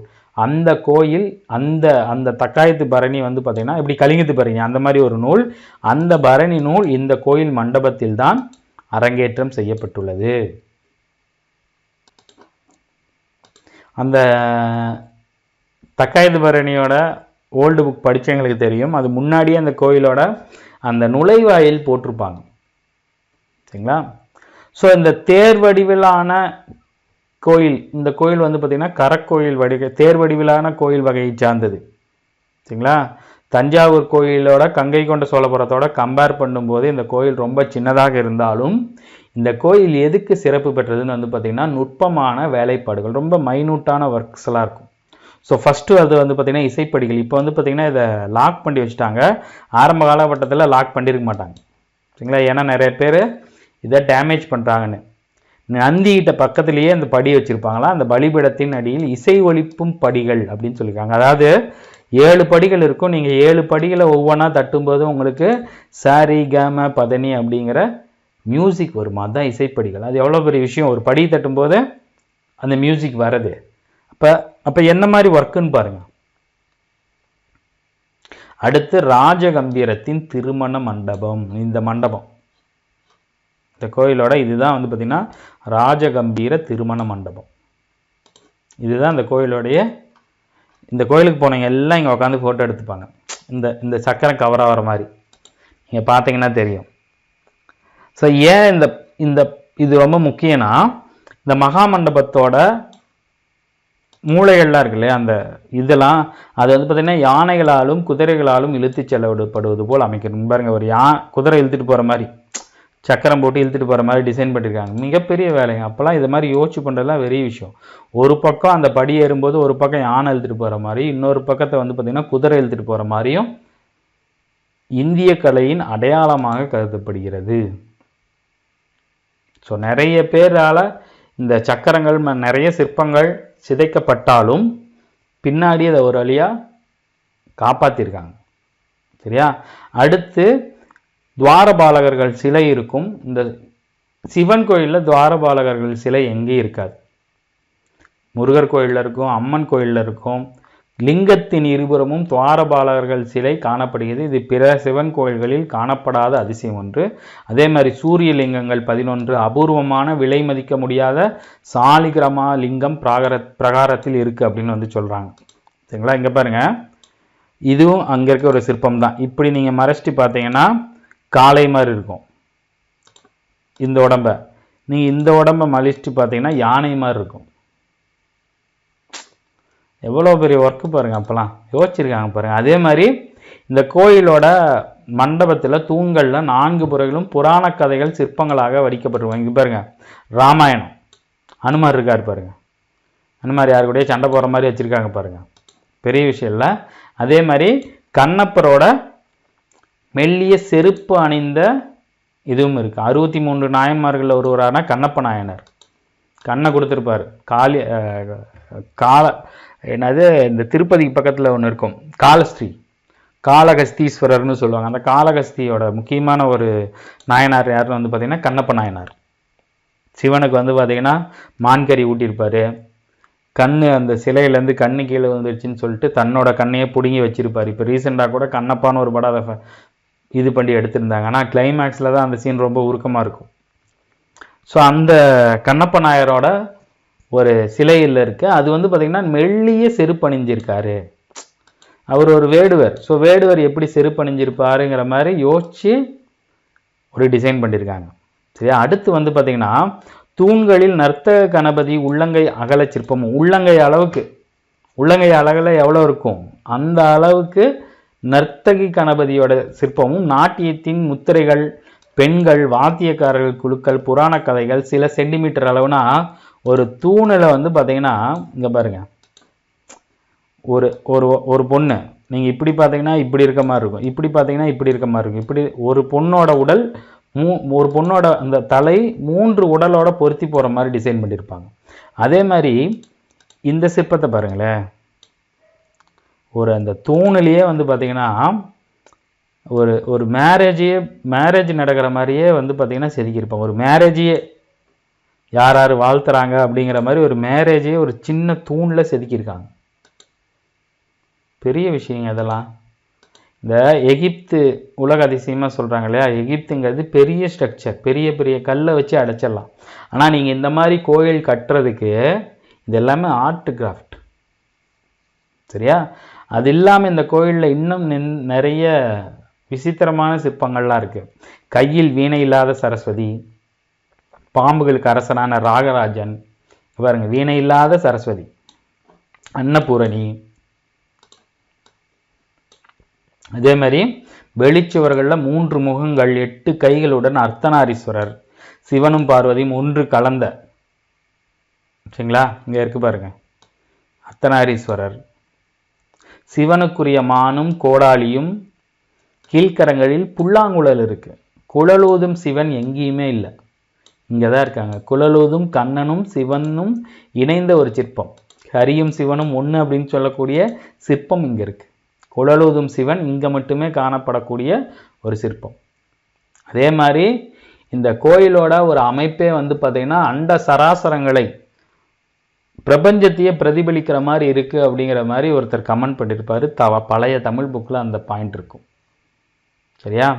ஸோ இப்போ தான் வந்து பார்த்திங்கன்னா நம்ம பாண்டியர்களுக்கு வரோம். பிற்கால பாண்டியர்களும் நிறைய கோயில்களை கொடுத்துருக்காங்க, குடைவரை கோயில்கள். அதில் ரொம்ப முக்கியமானது என்னென்னு வந்து பார்த்திங்கன்னா பிள்ளையார்பட்டியில் இருக்க கற்பக விநாயகர் கோயில், காரைக்குடி பக்கத்தில் இருக்குது. ஆக்சுவலாக இந்த கோயில் வந்து இப்போ பார்க்கும்போது மாடர்னாக இருக்கும். அதில் இருக்கக்கூடிய அந்த கற்பக விநாயகர், தேசிய விநாயகம் இருக்கார் இல்லையா, அவர் வந்து பார்த்திங்கன்னா அந்த ஒரு குடைவரை புடைப்பு சிற்பமாக தான் இருக்கார். நுழைவாயிலை பார்த்த வண்ணம் கணேசனின் வடிவம் செதுக்கப்பட்டிருக்கும். தேசிய விநாயகம் அப்படின்னு சொல்லி கொடுத்துருப்பாங்க. இவர் இந்தியா முழுமைக்குமான கடவுள் அப்படிங்கிற மாதிரி ஆரம்பத்தில் இதுக்கு கொடுத்த பேர் என்னென்னு பார்த்தீங்கன்னா தேசிய விநாயகம் அப்படின்னு சொல்லி அதில் குறிப்பிட்டிருக்காங்க. பெரிய விஷயம் இல்லையா? இந்த கோயிலில் இருக்கக்கூடிய விநாயகர் என்ன வித்தியாசம்னா, கணேதியின் தும்பிக்கை வலதுபுறமாக திரும்பியுள்ளது. யூஸ்வலாக பிள்ளையாரோட தும்பிக்கை இந்த பக்கம் தான் இருக்கும். இதில் மட்டும் பிள்ளையாரோட தும்பிக்கை வந்து பார்த்திங்கன்னா இந்த பக்கம் இருக்கு பாருங்க. சரியா? தப்பாக நினச்சிக்காதீங்க, எங்கள் ஊர் பக்கம் பிள்ளையார் தான் சொல்லுவாங்க, பிள்ளையார் அப்படின்வாங்க. ஸோ இந்த கோயில் வந்து பார்த்திங்கன்னா கிட்டத்தட்ட 1300 ஆண்டுகளுக்கு முன்பு தோன்றியது.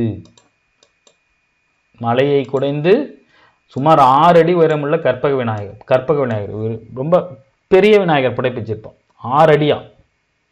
ஸோ அதை தொடர்ந்து தான் முன்னாடி வந்து பார்த்திங்கன்னா அதுக்கப்புறம் வந்து பார்த்திங்கன்னா கட்டியிருக்காங்க. ஸோ பேசிக்காக அந்த கோயில் வந்து பார்த்திங்கன்னா கிட்டத்தட்ட 1300 ஆண்டுகள், 1291 இருக்கலாம் அல்லது 1232, இது ரெண்டுக்கும் இடைப்பட்ட காலத்தை சேர்ந்ததாக சொல்கிறாங்க. எப்படி பார்த்தாலும் 1300 வருஷத்துக்கு முன்னாடி தான். ஸோ பல்லவர்களுக்கு முன்னே பாண்டியர்கள் குடைவரை கோயில்கள் அமைச்சிருக்காங்க அப்படிங்கிறதுக்கான ரொம்ப முக்கியமான கோயில் இது. அதே மாதிரி ஏக்காட்டூர் கோன் பெரும்பரணன் அப்படிங்கிற சிற்பியால் பிள்ளையார் உருவமும் சிவலிங்கத்தின் உருவமும் செதுக்கப்பட்டதாக தகவல்கள் உள்ள இருக்கு. யாரு? ஏக்காட்டூர் கோன் பெரும்பரணன், பிள்ளையாரோட உருவம். சரியா? ஸோ ஆய்வின்படி இந்த கோயில் வந்து பார்த்திங்கன்னா இந்த மண்டகப்பட்டு கல்வெட்டு இருக்கு இல்லையா, பல்லவர்களோட பழமையான குடைவரை கோயில், அதுக்கு 2 அல்லது 3 நூற்றாண்டுக்கு முன்னாடியே இந்த கோயில் பழமை வாய்ந்தது அப்படின்னு ஆய்வு கொடுத்துருக்கு. அப்போ இதுதான் முக்கியமாக முன்னாடியாக இருக்கும், காலத்தால் முந்தியதாக இருக்கும். இந்த கோயிலுக்கு நானும் போயிருக்கேன், நாகல் இப்போ எனக்கு இந்த மறந்துருச்சு. இந்த கோயிலுக்கு நான் சின்ன வயசில் போயிருக்கேன். சரிங்களா? விஜயநகரம். ஸோ விஜயநகர காலத்தில் வந்து பார்த்திங்கன்னா புதிய வடிவிலான கட்டட முறை இன்ட்ரடியூஸ் ஆகுது. இவங்களோட கட்டட முறையில் என்ன ரொம்ப முக்கியம்னு வந்து பார்த்திங்கன்னா மண்டபங்கள், 1000 கால் தூண்கள், அப்புறம் வந்து பார்த்திங்கன்னா பெரிய பெரிய சிற்பங்கள், அதே மாதிரி வந்து பெரிய கோபுரங்கள், கடவுளோட திருவுருவச் சிலைகள் மண்டபங்களில் காட்சி வச்சுருப்பாங்க. சுவர், அந்த வெளிப்புற தூண்கள் நிறைய கட்டுறாங்களா, அதில் வந்து பார்த்திங்கன்னா நிறைய பொது நிகழ்ச்சிக்காக அந்த தூண்களுடன் கூடிய மண்டபங்கள் கட்டப்பட்டிருக்கும் விஜயநகரோட காலத்தில். அதிலே அந்த தூண்கள்லாம் சும்மா கட்டுவாங்க, பயங்கர டிசைனாக இருக்கும். கிழக்கே பொதுமக்கள் கூடுவதற்கான மண்டபங்கள் கட்டி வைத்திருக்காங்க. ஒற்றை கண் தூண்கள் நிறையா இருக்கும். இங்கே பாருங்கள் ஒரு தூண், எப்பேற்பட்ட டிசைன் பாருங்கள். தூண் பாருங்கள் எவ்வளோ, அந்த உட்காந்து இது பண்ணுறதுக்கு இந்த தூண் பாருங்கள் எவ்வளவு அழகாக டிசைன் பண்ணியிருக்காங்க. இப்போ கட்ட முடியுமா? வாய்ப்பே இல்லை. பல வருடங்கள் ஆகும். நிறைய பேர் வேலை செய்யணும், அப்போ கட்டியிருக்காங்க. ஸோ இது வந்து பார்த்திங்கன்னா இந்த ஜலகண்டேஸ்வரர் கோயில், சரியா, வேலூர். ஸோ இந்த தூண்களில் வந்து பார்த்திங்கன்னா குதிரைகள், சிற்பங்கள் இதெல்லாம் இருக்குது. காஞ்சிபுரம் வரதராஜ பெருமாள் கோயிலும் வேலூரில் உள்ள ஜலகண்டேஸ்வரர் கோயில் கல்யாண மண்டபங்கள் இதுக்கு ஒரு எடுத்துக்காட்டு. ஸோ 15ஆம் நூற்றாண்டுலேருந்து 17ஆம் நூற்றாண்டு வரை விஜயநகர நாயக்கர் கட்டடக்கலை இதில் இருந்திருக்கு. முகலாயர் காலத்துக்கு அப்புறம் எந்த கோயிலும் நம்ம கட்ட முடியல, சரியா. இதுதான் வந்து பார்த்திங்கன்னா இந்த காஞ்சி வரதராஜ பெருமாள் கோயிலோட அந்த மண்டபம் பாருங்கள் எப்படி இருக்குது பாருங்கள், ஒரே நேர்கோட்டில் இருக்குது பாருங்கள், பெரிய விஷயங்க பாருங்கள். இவங்களோட சிறப்பே தான். இந்த தூண்களில் வந்து பார்த்திங்கன்னா குதிரை, ஒற்றை குதிரை வந்து 2 காலை தூக்கிட்டு நிற்கிற மாதிரி டிசைன் பண்ணுறதா விஜயநகர பேரரசுகளோட ரொம்ப முக்கியமானது. ஸோ அதே மாதிரி கோயிலோடு சேர்த்து தெப்ப குளங்கள் அமைச்சிருப்பாங்க. நுழைவாயில்கள் 4 புறங்களும் மிகப்பெரிய கோபுரங்கள். ஸோ மதுரை மீனாட்சி அம்மன் கோயில், அதுக்கப்புறம் ஆரம்பத்தில் இருந்த கோயில், அதுக்கப்புறம் தான் வந்து இந்த தெப்பக்குளம் 4 பக்கமும் 4 இதெல்லாம் வந்து பார்த்திங்கன்னா நாயக்கர் காலத்தில் கட்டப்பட்டதாக சொல்லப்படுது, சரியா. அதே மாதிரி ஒவ்வொரு தூணும் ஒவ்வொரு டிசைன். இது பாருங்கள் திருக்குறுங்குடி அழகி நம்பிய கோவில், இங்கே இருக்கிற தூண் பாருங்கள் எப்படி இருக்குன்னு. ஸோ இந்த நாயக்கர் காலத்துலேயும் விஜயநகரத்தை தாண்டி நாயக்கர் காலத்துலேயும் இந்த மாதிரி தொடர்ந்து இருக்குது. இதுக்கு ரொம்ப முக்கியமான உதாரணம் எதுன்னு வந்து பார்த்திங்கன்னா திருநெல்வேலி மாவட்டம் திருக்குறுங்குடி அழகி நம்பி கோவில், அதே மாதிரி திருவரங்கம் ரங்கநாதர் கோவில், அங்கே இருக்கிற கோபாலகிருஷ்ணர் கோவில்.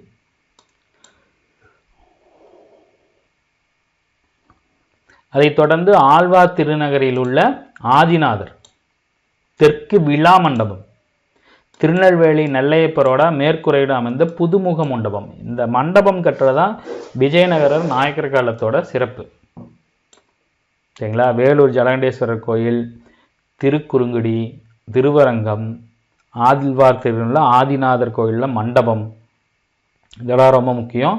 அதே மாதிரி மதுரை மீனாட்சி அம்மன், ஆக்சுவலாக அது வந்து பார்த்திங்கன்னா சுந்தரேஸ்வரர் கோயில், அதற்கப்புறம் தான் அது மீனாட்சி அம்மன் கோயிலாக மாற்றப்படுது, ஆகுது சொக்கநாதர் கோயில்னு சொல்லுவாங்க. மதுரை மீனாட்சி அம்மன் கோயில் பழங்காலத்தில் அது என்னன்னு கூப்பிட்டுட்டு இருந்தாங்க அப்படின்னு வந்து பார்த்திங்கன்னா மதுரை சொக்கநாதர் கோயில். இது ஒரு சிவன் கோயில் தான். அதற்கப்புறம் தான் அது மீனாட்சி சுந்தரேஸ்வரர் கோயிலாக மாற்றப்படுது. அங்கே இருக்கக்கூடிய 1000 கால் மண்டபம், புது மண்டபம், நாங்குநேரி வானமா மலையார் கோவிலில் ரதி மண்டபம், இதெல்லாம் வந்து பார்த்திங்கன்னா நாயக்கர் கால மண்டபம் கட்டடக்கலைக்கு சிறந்த எடுத்துக்காட்டு, சரியா. இங்கே பாருங்க. ஸோ இவங்களோட நாயக்கர் காலத்துலேயும் விஜயநகர் காலத்துலேயும் வந்து பார்த்திங்கன்னா ரொம்ப முக்கியமானது எதுன்னு வந்து பார்த்திங்கன்னா